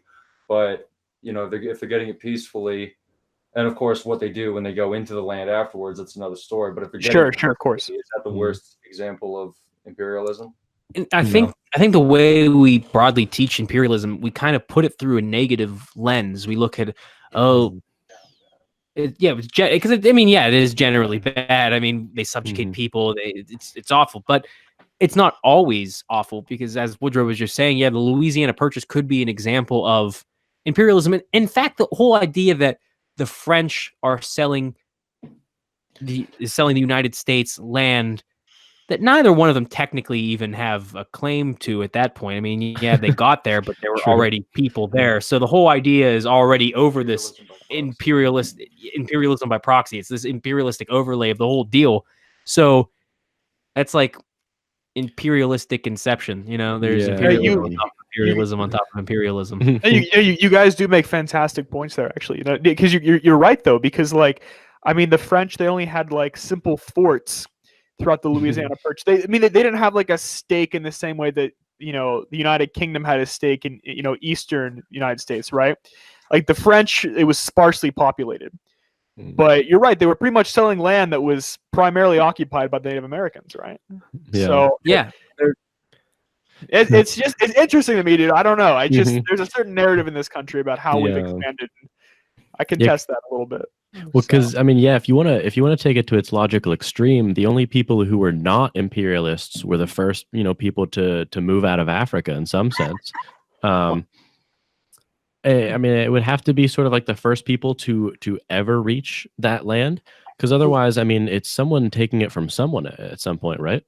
You could make the argument that they're kind of the first imperialists. That's also true, actually. To take their culture and go somewhere else and take new land. They're moving out. They're spreading their culture and their ideas to other places. Whether or not they're inhabited, I don't know. But it's kind of they impact the other predators in the area. They do, yeah. And the prey, yeah. At that point, we're all just kind of educated apes. So they're affecting the ecosystem. So I think the argument could be made those people that moved out of Africa were the first imperialists. Really, the moment we start moving from Africa, is there an imperialistic streak inherent to humanity in general? Oh, I think that's probably undoubtedly true. That it's sort of the human condition to never be satisfied, right? Like what the iPhone 9 isn't going to be the last one. I'd be willing to bet. What is it? Because the iPhone 10's out. Oh, is it? Okay. The iPhone X. I'm a Samsung guy. I don't know. Yeah. But you know what I mean? Our thirst is never quenched. So look at the case with the space race. When we colonized all of the inhabitable parts of Earth, we kind of moved to the moon. Now Elon Musk is looking to terrascape, I think that's the right term, Mars. So I think it's intrinsic to human nature to expand, but I don't know. Whether or not, but then that opens the question: are we Are we moving into space in the same way that we moved into the Louisiana Purchase? I don't know. Oh, yeah, that's just interstellar imperialism. We have big egos. Yeah. Well, because I don't know. I mean, do we want to define imperialism as is it a necessary part of imperialism taking the land from someone, or is it just moving to land that has never been settled? Is morality limited to interaction with humans or not? I would say yes. I don't think you can have. I mean, this moves into moral meta ethics in some sense, but it's our podcast. We can do that. I mean, I would contest the claim that morality exists outside of consciousness, right? If you have a universe of just rocks, inanimate objects, I don't think it means anything to say that there is morality in that universe. That's fair. Right? I pretty much agree with that. Yeah, I mean that came out of nowhere, like but other agents, Yeah, I mean, for me, I guess it would become it is intrinsically a moral question because we are the ones moving to other parts of the universe, but I think it would become ethically a bit more entangled if there were other life forms that we were moving into, something like that. There's almost some sort of like gradation to it in a way, because like if you move into like a completely uninhabited place, there's no animals, no trees, it's probably morally just sort of neutral, like, you know what I mean? But like once you move into like you take the land of animals and creatures that have existed there for thousands of years, possibly millions, well then it's maybe not. Is it morally neutral at that point still, though, if it's just animals there? Well, I mean, this depends on if you're a sort of a Kantian rationalist or a Peter Singer utilitarian. Because if you're a classical Kantian, you would say that no, morality only exists for rational beings like ourselves. So, famously, Kant he didn't have a problem with torturing animals because it was the animals that were suffering. He had a problem with it because it was us who were neglecting our sort of upper echelon type humanly duties in committing these atrocities. I certainly disagree with that. I would disagree as well, but I'm just saying your answer to that may depend on what sort of an ethicist you are. Okay, I think it's just really interesting because it's almost like a moral gradation, because like once you move past animals, what do you have? Like, I guess with the Native Americans, especially during that time, there was like, hey, if you encroach on white people's land, then you've got a problem. But if you encroach on uncivilized people's lands, that's a little more acceptable. You know what I mean? It's yeah. I don't know. Yeah, I mean, there's always the bias of the person who's writing history, right? I don't know whose quote this is, but it's the winners are the ones who write history. But I mean, I don't know if I'm answering your question or not, but if we were to colonize and be imperialistic in terms of space, it wouldn't be a moral concern from anyone's perspective except our own, I guess, unless we encountered other life that was somehow affected by us, right? I mean, I don't know how else it could be. That goes back to the fact that we really haven't defined imperialism for our discussion. I mean, what do we consider imperialism in these contexts? Because if we're agreeing then that, okay, the Spanish Empire moving into South America, that is imperialism. The Dutch Empire moving into Africa and partitioning Africa, that's imperialism. But the earliest known humanoids moving out of Africa, if that's considered imperialism, what then is our definition of imperialism? If all of this stuff is considered imperialistic, if the manifest destiny is imperialistic, if moving out of Africa is imperialistic, if taking over Africa again is imperialistic, what is imperialism at that point? Is it just moving your culture or your being or your tribe or your family into a different location, seeding your ideas in a new geography? Is that imperialism? Or can you be imperialistic without actually physically moving? I mean, you could argue that, American culture is very imperialistic in terms that, the entire world kind of consumes our media and listens to our value system. I mean, they see American films, they see play American video games, they watch American television shows, they see American culture, and they think that that culture is the norm, what is good, because that's what we see at that point. So are we being imperialistic without even sending people to different places, but we're just sending ideas? Can you be imperialistic without physical movement? What the fuck is imperialism? It's a fantastic question, because I mean, you're right. I mean, like, you're 100% right. Like, the way that we export our culture can fall within the purview of imperialism in that sense, right? I mean, these people are unwittingly becoming, sort of American acolytes by watching these films, right? Yeah. Right? I mean, no, it's true. Now, do you have to be? Is there a degree of you have to be like wittingly imperialistic, or can you do it unwittingly? Could you accidentally export your culture and therefore you're an imperialist, or do you have to purposefully do it? Can you accidentally be an imperialist? Is that possible? Or does there have to be an intent behind it? Because that might be the beginning of our definition. Does there have to be some sort of intent behind you being an imperialist?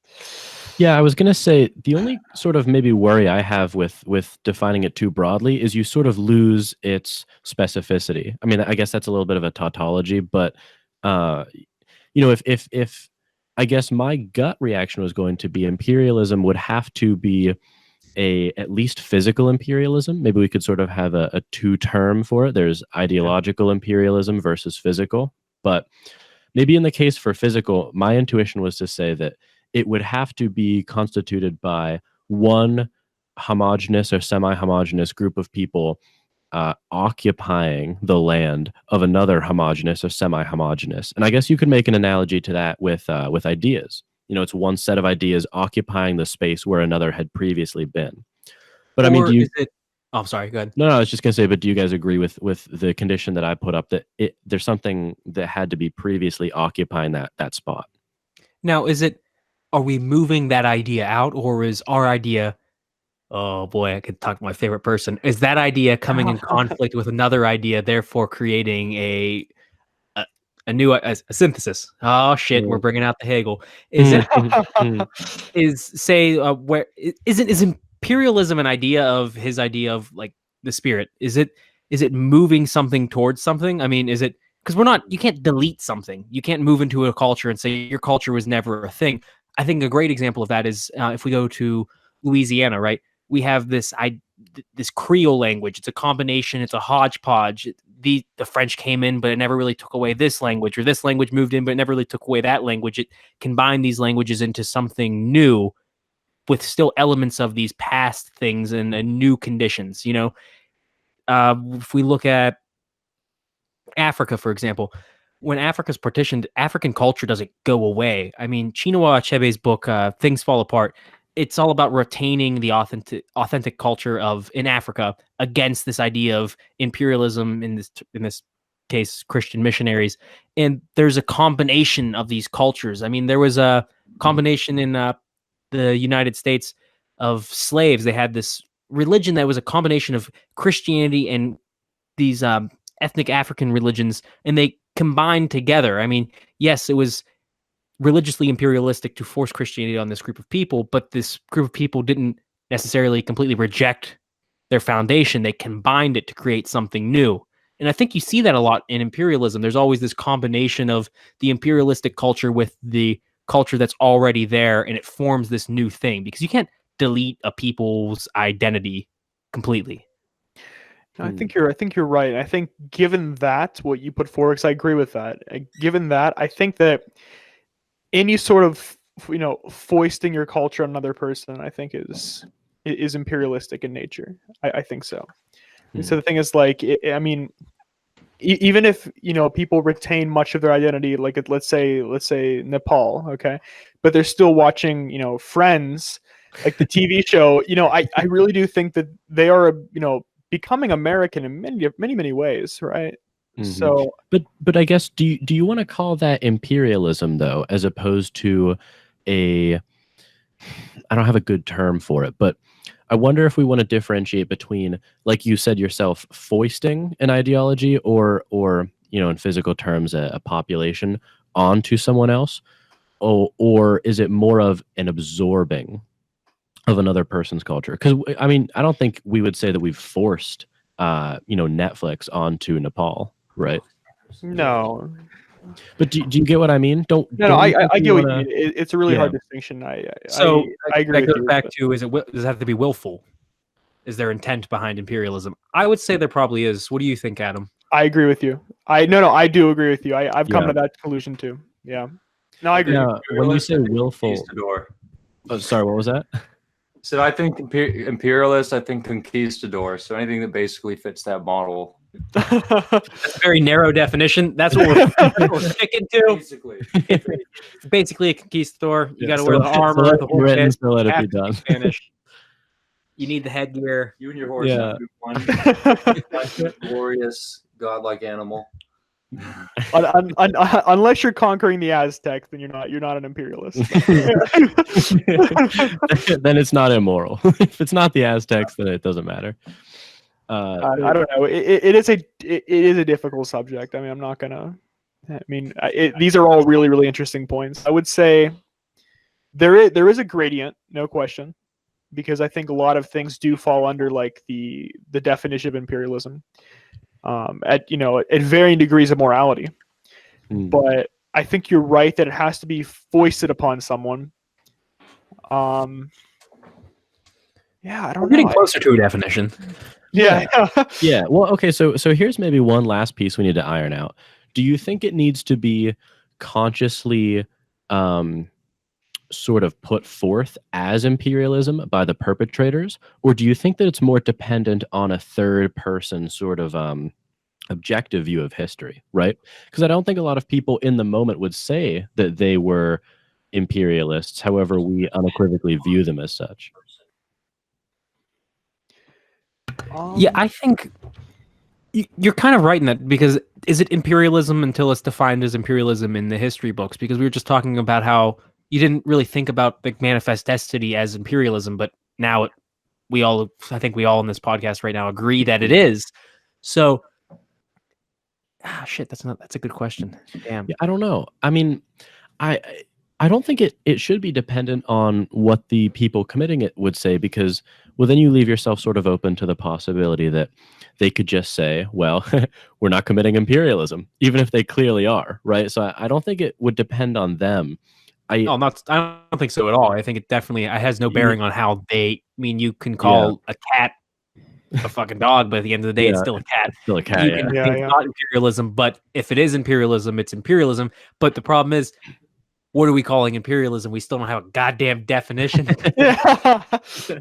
Well, so do we agree so far that it has to be and I guess we can put a modifier on it. There's physical versus ideological, right? But at its core, it's a foisting of an ideology or a population onto another one without the initial one's consent, or someone's land, right? We got to include that. Yeah, that's what I was saying for because we can like just going back to manifest destiny for a second. Like, for example, we took their land, obviously, but also we had things like I think it was the Dawes Act, right, where we tried to pretty much reshape the ideology and the culture of Native Americans to make them more American-like, right? I think that was the Dawes Act. So we pretty much we took young Native Americans out of their communities and put them in these schools to make them become Americans, right? We tried to strip them of their cultures.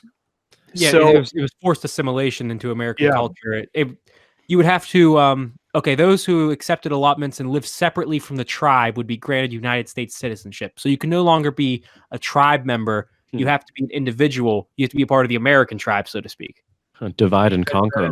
Like during the Trail of Tears, at that point, the Cherokees were pretty much the most assimilated tribe that was in the eastern Georgia, part of America. Like, they had schools, they were Christian for the most part. They pretty much acted and dressed like the colonists for the most part, but they still identified themselves as Cherokee, and they still spoke Cherokee. They wrote Cherokee, and and so that's one of the justifications they used. They're this before they're American.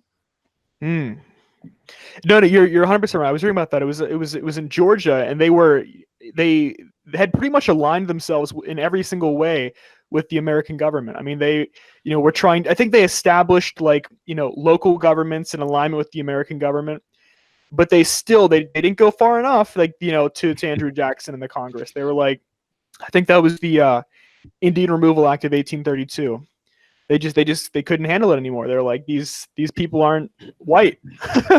they're not white European. They got to go. Yeah. So well, that's a good example of sort of it was a both, right? It was a geographical and ideological imperialism, right? Because they sort of took their land and then they forced them to change how they viewed themselves in the country. Well, I'm still I might die on this hill, but I'm still going to argue that I don't think we're trying to separate them, but I think they may be inseparable because, I mean, let's say we go to, I'm going to use the example of Africa again.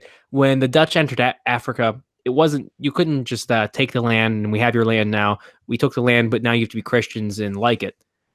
It's changing how you feel and how you think about the fact that your land was taken. We're not going to just take your land. We're going to take your land and we want you to be thankful for it. So there's this kind of ideological imperialism, and then there's also the geographical imperialism.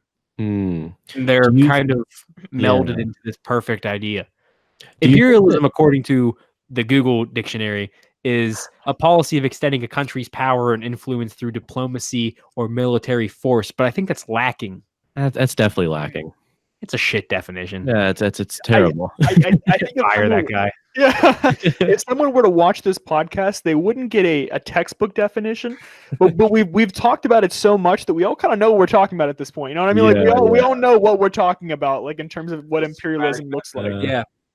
Yeah. Well, Tom, I was gonna say maybe it might be the case that physical or geographical imperialism necessitates ideological, but I wonder if it works the reverse way as well. I think you might be able to make the case that ideological imperialism need not contain geographical.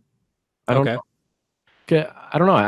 I think I would buy that, but I don't have strong reasons supporting it. Well, now I'm kind of backing up on my original assertion there because I don't think you need to have them both. Say we land on the moon and plant our flag. Is there ideological imperialism behind that? We're not convincing a culture that this is the new culture. We're just taking over land at that point. There's no kind of cultural manipulation behind that, aside from the propaganda we're selling on our own side. But is flying to Mars and establishing a colony there, do you need any kind of ideological imperialism? Is that inherent to that, or can you just do it are you just taking land at that point? So now I might be more likely to agree with the idea that we have two forms of imperialism that you can employ. Well, it's weird because I think clearly you're not imposing an ideology on anyone, right? Because no one exists there. So, but wait a minute. Is that imperialism though? Because you're not like occupying a land or a space of ideas that belong to anyone. So do we want to differentiate that from imperialism? Do we want to call that just expansion if we are going to call that expansion, I feel like we have to call the out of Africa stuff. That's also just expansion because was that an ideological space that you're taking over or are you just expanding? But then again, you're affecting the environment. I mean, or if we move animals away from their natural ecosystem, if we cut down trees, yada, yada, yada, is that considered imperialism? I think the key distinction there might be the fact that we are affecting other life, whereas on the moon, I mean, presumably there's no life. Presumably. Just to all we know. Off all of the conspiracy theory people. We don't want that to happen. There are grays and aliens and all kinds of shit that we're messing with. Yeah, I don't know if our podcast really attracts that crowd, but the thing with like the moon or Mars is that at first it doesn't strike me as imperialism, right? But let's take it to the logical extreme, okay? Imagine if the United States was powerful enough that we could set up, certain colonies on all the planets. Well, not the gaseous planets, but if we were just to expand throughout the solar system. Imagine the rest of the world just looks at the United States expanding throughout the solar system. Even though no one's there, is that imperialistic to take that land across the solar system? Well, what's the point of imperialism? That's the first question. Why are we expanding? I mean, are we expanding because we need to expand? Are we expanding to as like a show of force against the other powers? Like, what's the purpose for imperialism? That question asked, I think if we agree that there is a real purpose behind imperialism, I think you could argue that the moon landing and planting the flag is definite imperialism. We were trying to beat another nation there. We were expanding our empire. We were asserting our power and dominance over the Soviet Union, or the Soviet Union to us if they got there first. It was all about who could do it. And I think that would be an example of imperialism, because you're expanding your empire before another empire could get there. So obviously there must be some intrinsic value to where you're going, symbolic or otherwise. And you're asserting cultural dominance too. Yeah. So that, I mean, I think that's a key aspect as well. No, but I agree with you. So, it's a slippery pig to nail down, I guess. We came into this thing. What's the methodology of history and rhetoric during World War II? To dude, if we land on the moon, what does that mean? That's the course in all of our podcasts take. If I go outside, is that imperialism? If I was inside before? Oh, fuck you, Woodrow.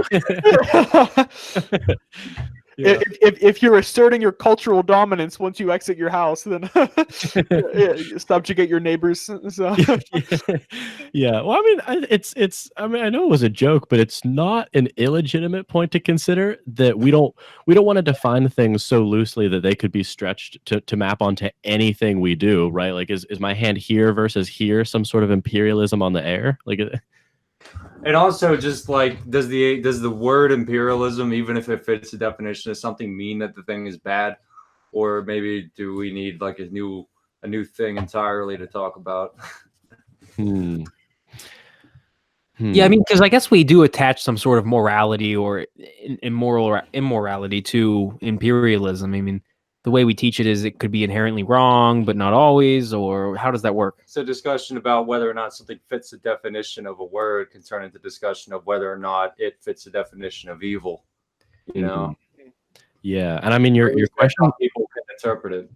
Yeah. No, and your question has a lot to do with, cultural relativism as well. Like, is it ever correct to say that a practice is wrong because it exists in a different country? Like, would we want to define imperialism as, I don't want to use the United States because it's too easy to malign. Maybe, what if Canada goes into, because Canada's great. What if Canada goes into Saudi Arabia and occupies them and liberates the women there from female genital mutilation, but doesn't. Too hot. What's that? It's too hot. Oh yeah, they wouldn't survive. Right, but like, would we want to call that imperialism? And I mean, I guess if yes, do we think it's good? Is it justified? I don't know. I mean, it's just sort of big questions. Well, because if they're assuming they're on the winning side, they're not going to call it imperialism. They're going to call it liberation. They'll market it as something else. So you'll have to take it from an objective standpoint, looking back. Say it already did happen. It depends on whether or not they, if they go there, do they leave? Is True. U.S. intervention in Iraq considered imperialism? We set up a democracy there. Is the democracy, since it's based on an American model of democracy, is that considered a form of imperialism because we installed our cultural ideas of, our cultural ideas from this goddamn textbook? I would say yes, that is definitely a form of imperialism, but I guess then at that point, not all imperialism is bad imperialism then, right? You could have sort of a spectrum where you could have, downright horrible imperialism. You could have innocuous imperialism, and you can have possibly positive imperialism, right? I mean, I'm not going to say Iraq was a success. I mean, it was a disaster. Oh yeah. But it was, yeah. I mean, I'm not going to get on that route. I'm not going to get on that route. But what about, what about the rebuilding of Japan after World War II? I mean, we rebuilt Japan with an American, style of government, or we rebuilt them in our image, right? And look at their constitution. Yeah, and just look at how Japan's doing today. They're doing fantastic, right? So what does that mean? Does that mean that it's necessarily bad? I wouldn't say that's bad. I would say that was a success, right? I mean, it could be considered a success, but we also did hamper the nation. They're actually going through troubles right now regarding the Constitution that we put in place in 1945. There's a clause in there. I forget the exact article or whatnot. They're not allowed to have a standing military. It's a security force, so they're not allowed to spend as much on a stated military force. And what was that? Germany too. But yeah, Japan is currently going through all kinds of legislative problems trying to repeal that. So it's not necessarily a complete success. I mean, it's still a concern, a discussion that's happening up until this day. So it wasn't perfect. So then was it all good, you know? No, you're right. You're just adding nuance to my broad statement. Like, yeah, you're right. You're right though. Like it was an incomplete statement on my part. Like I guess you could, man, it's a complicated subject because I mean, like, you can't determine whether a specific area of imperialism is good or bad. You have to examine every aspect of that imperialism. So, if you think that's complicated, let's talk about Israel. I'm kidding. We're not. Well, different day.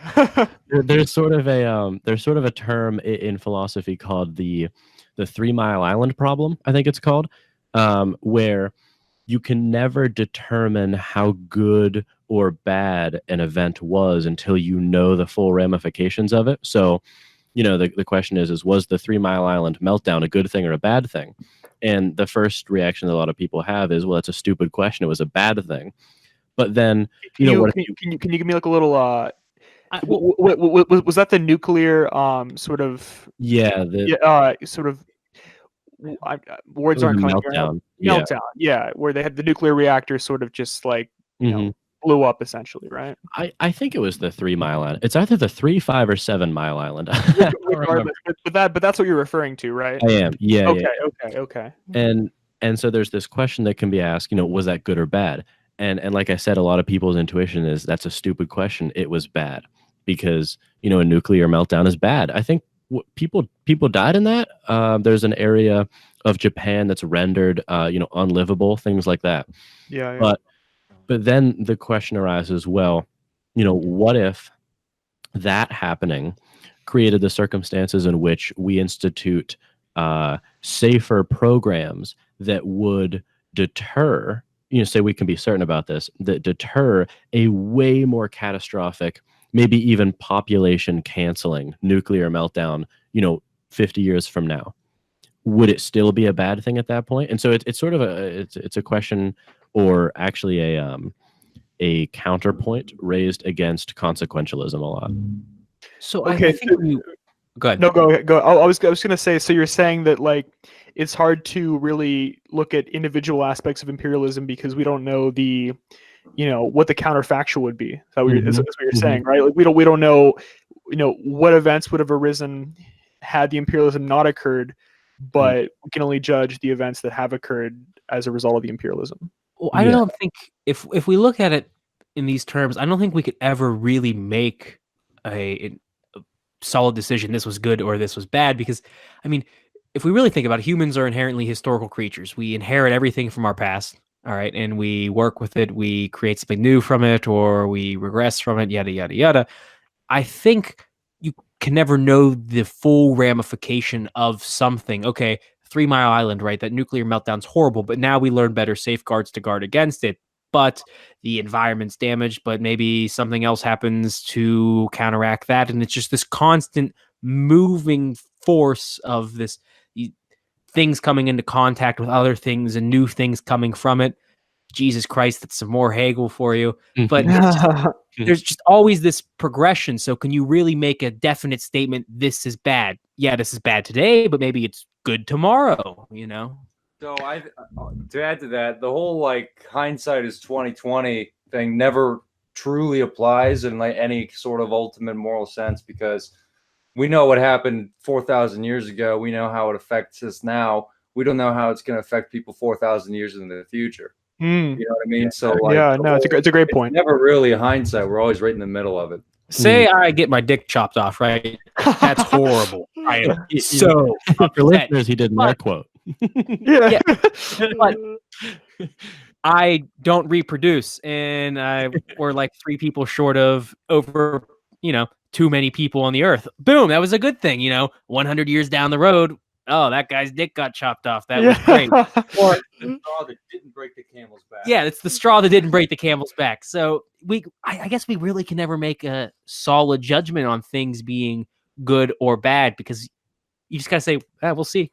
We'll see. With some stuff, we can make some pretty strong guesses, though. Like, we could probably say that the Holocaust was pretty much bad. All around that's pretty terrible. Trying. That's a good guess, though, because generally in history, treating people that way has proven to be bad, and we can look at trends so far, but that's the most we can do. Everyone leave the room. Was there a silver lining?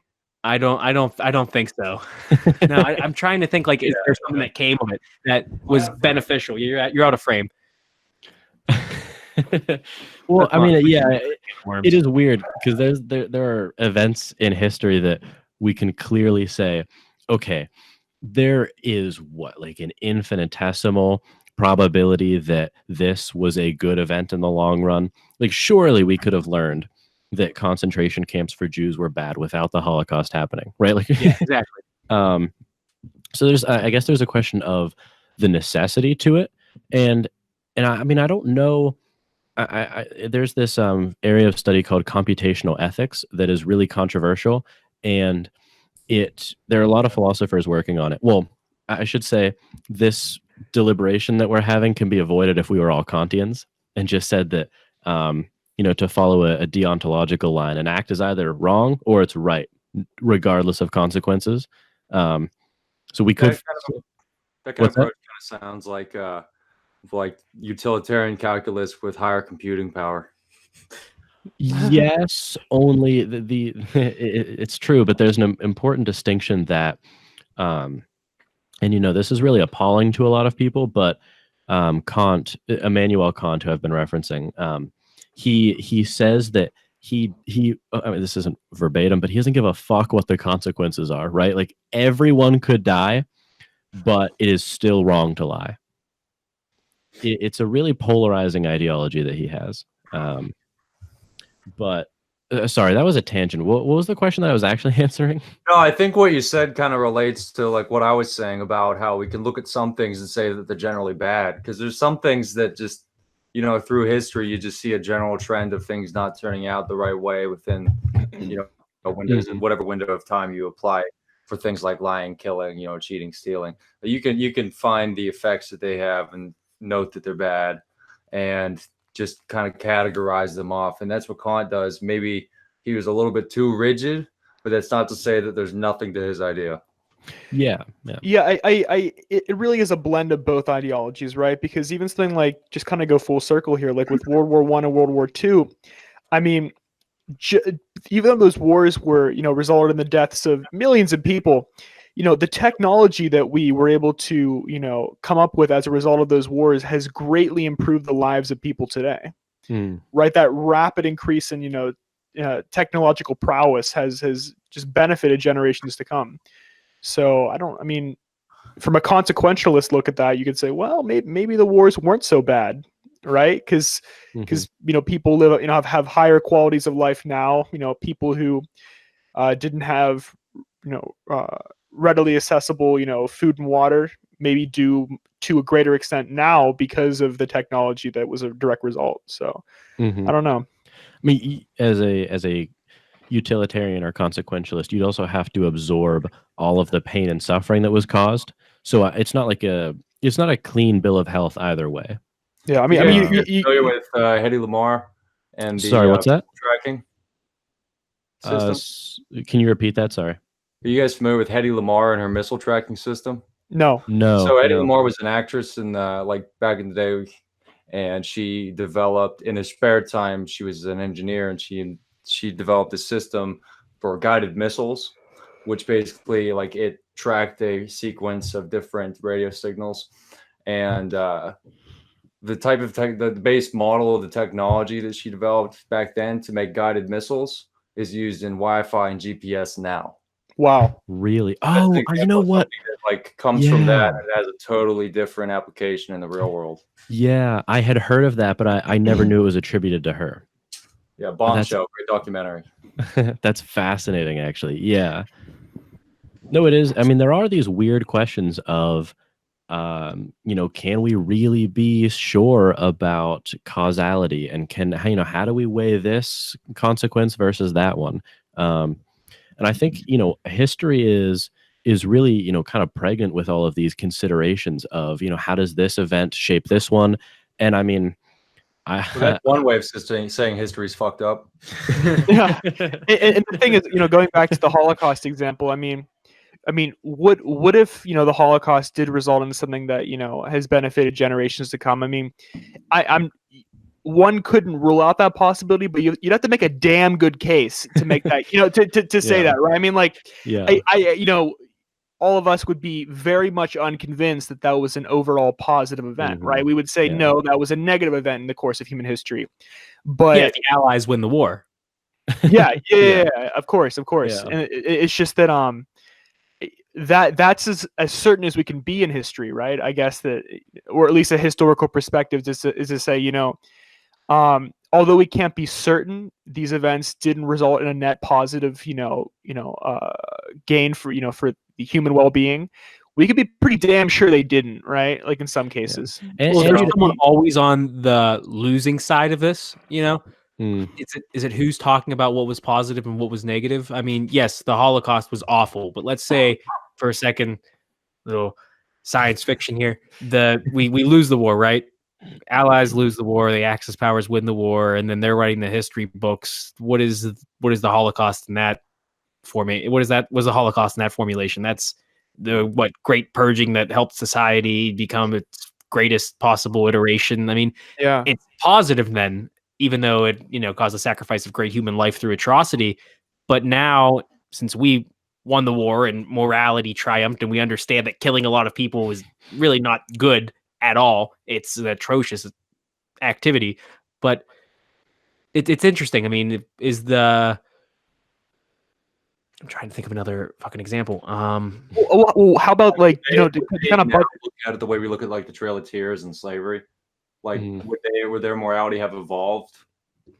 Would they have become the good guys eventually? I mean, these are the kind of things that you don't want to get caught, discussing any possibility of them being good, but you really never know how a culture would develop after that point. No, and I totally agree with that. And just to sort of buttress your point, I was just thinking, once again, to go full circle, just thinking of, the United Kingdom's empire and the Spanish Empire and the Portuguese Empire and so on and so on. I mean, because of, the mercantilism that occurred during that time period, there was a concentration of resources in Europe that led to, the Enlightenment, the scientific revolution that has led to, just greater human well-being overall, right? And that was through the exploitation and subjugation of people, right? So, and they're the winners who tell history. Europe is seen as, wonderful Europe in today's time, right? I mean, they are the fathers of the Renaissance and the Enlightenment and the scientific revolution, and we do condemn them for the imperialism, but we almost see it as a means to an end to create the society we have today. So. Yeah, that's true. I'm sorry. I was looking at the YouTube comment section during that, and I saw this utilitarian calculus, which made me laugh. Yeah. With Kant score times 0.6 plus utilitarianism score divided by lag distributed time. Yeah. What's funny? I mean, who said that? That bastard. Who was that? That was Teddy. That was one of the co-hosts too. Of course, that was Teddy. Oh, of course it was Teddy. Yeah. I don't know. I don't. It's actually, I think in the long run, speaking of consequences, I think it was actually sort of fortuitous that Teddy and Brian couldn't join, because I think the four of us occupied more than our fair share of airtime. Yeah, it was quite a bit of talking. Two more people. We've been at each other's throats, fucking cutting heads off. Yeah, this would have had to be double the time, which I'm now realizing we're about 4 times as long as your podcast's episodes go.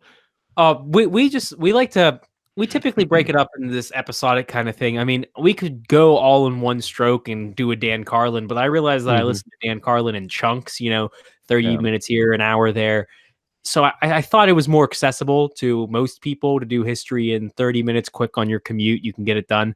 Now, I love these long form discussions. I mean, we're hitting the Joe Rogan lengthwise, Yeah, his echelon of podcasting length. Our model definitely isn't as conducive to people who just casually listen. But you're right. I mean, we have fun. So Another thing we're able to do by like breaking up the episodes the way we do is we can kind of give like themes, like further the theme in it.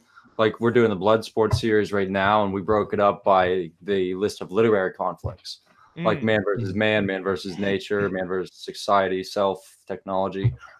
And we're really analyzing the idea of sports, games, and the use of violence therein. Yeah. I wanted to ask you this, Tom, and Woodrow, because I've only listened to one actually episode of yours in preparation for this. I told you it was episode 9. well, let me redeem myself. Yeah, I highly recommend it to all of our listeners. If they've gotten this far.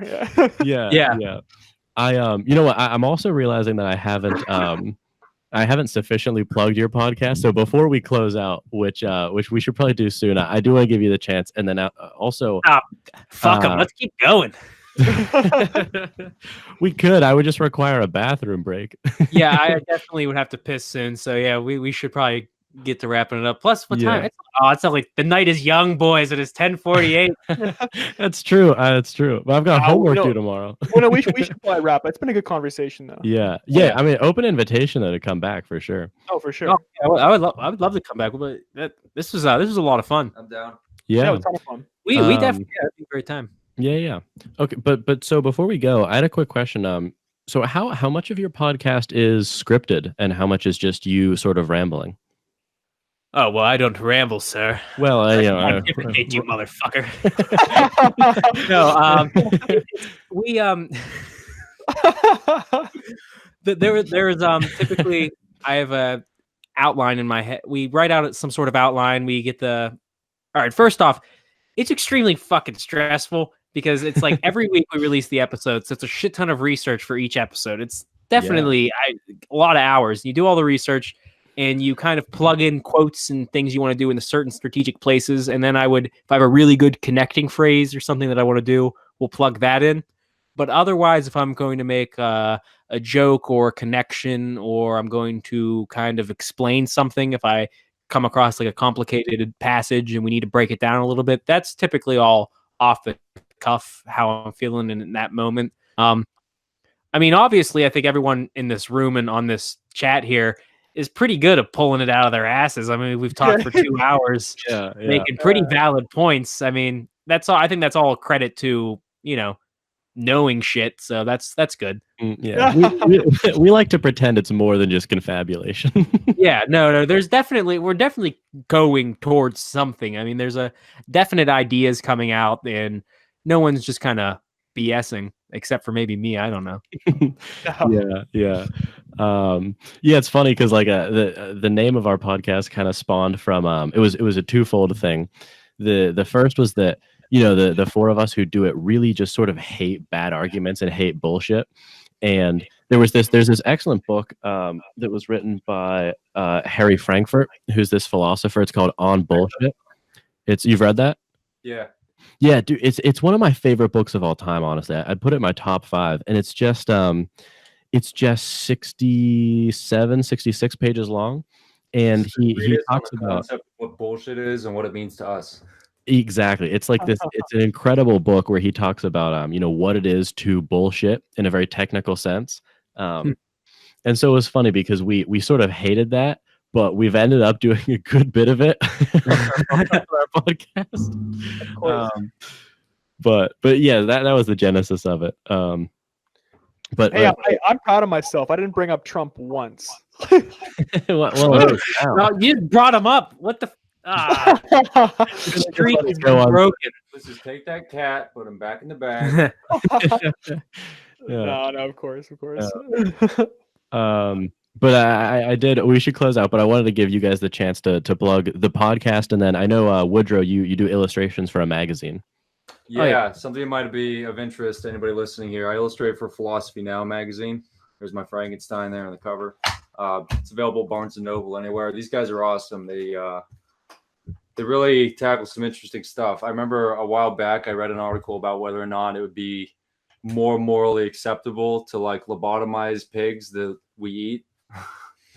So they're out there. It's a great magazine. Oh, that sounds awesome. That is awesome, dude. Yeah.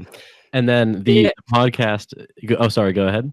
Oh yeah. We're a Dirty History podcast. You can, find us on all the bullshit, Instagram, social media.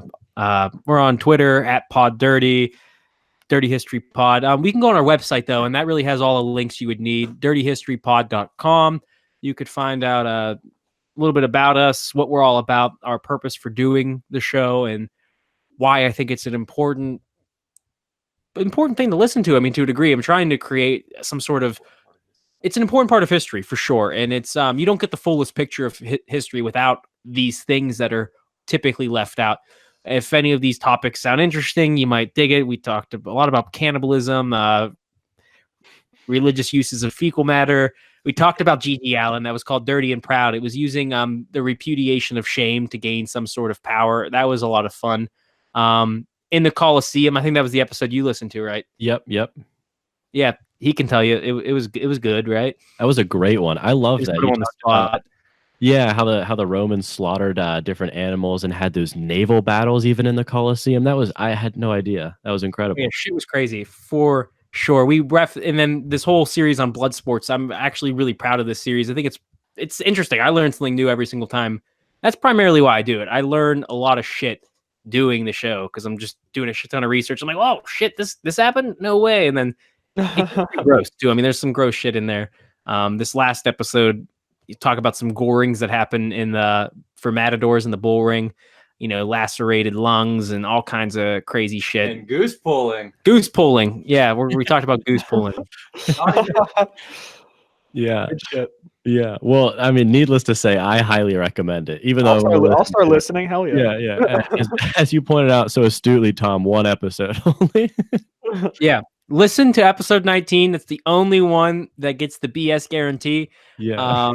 It's the only episode you can listen to. Maybe he'll listen to a couple more and then he can recommend the other ones. But as of right now, people, listen to episode 19. That's the only episode you should listen to. If you listen to any other episodes, you're doing it fucking wrong. I don't want you to listen to these other episodes. I mean, what are you doing? They weren't recommended to you. Are you... You have thoughts? Like, go fuck yourself. Don't listen. No. They're podcast sluts if they listen to anything besides episode 19. 19 and then stop like a real podcast listener. You could subscribe to the Patreon, though. You could do that. And if you want to go for the others, we won't shame you. Yeah. All right. Well, you two stay on the line, but for now, I'm gonna end this stream. And for those who are listening on RSS feeds, you can go to the YouTube version of this to watch the live chat unfold and also to see our smiling faces as we discuss all this. So until next time, thanks for listening. Well, I hope you enjoyed that episode and learned something from it. And if you want to support my work and what I'm doing, you can do so by supporting me on Patreon. You can go to patreon.com/Jordan Myers and donate on a monthly basis and receive rewards for your donation. Again, that's JORDANMYERS. And the links to everything will be in the description below. If you can't monetarily support me, you can support me in other ways by liking this video, commenting on it below, reviewing the show on iTunes, or sharing it with a friend or with your Twitter followers. You can also email me at platoscavepodcast@gmail.com and follow me on Twitter at Jordan_C_Myers. And if you want, you can check out my other show called That's BS. It's a more discussion-based show with me and friends. I mentioned it at the top of this episode. So if you enjoyed this, please consider supporting me on Patreon. And as always, thanks for listening.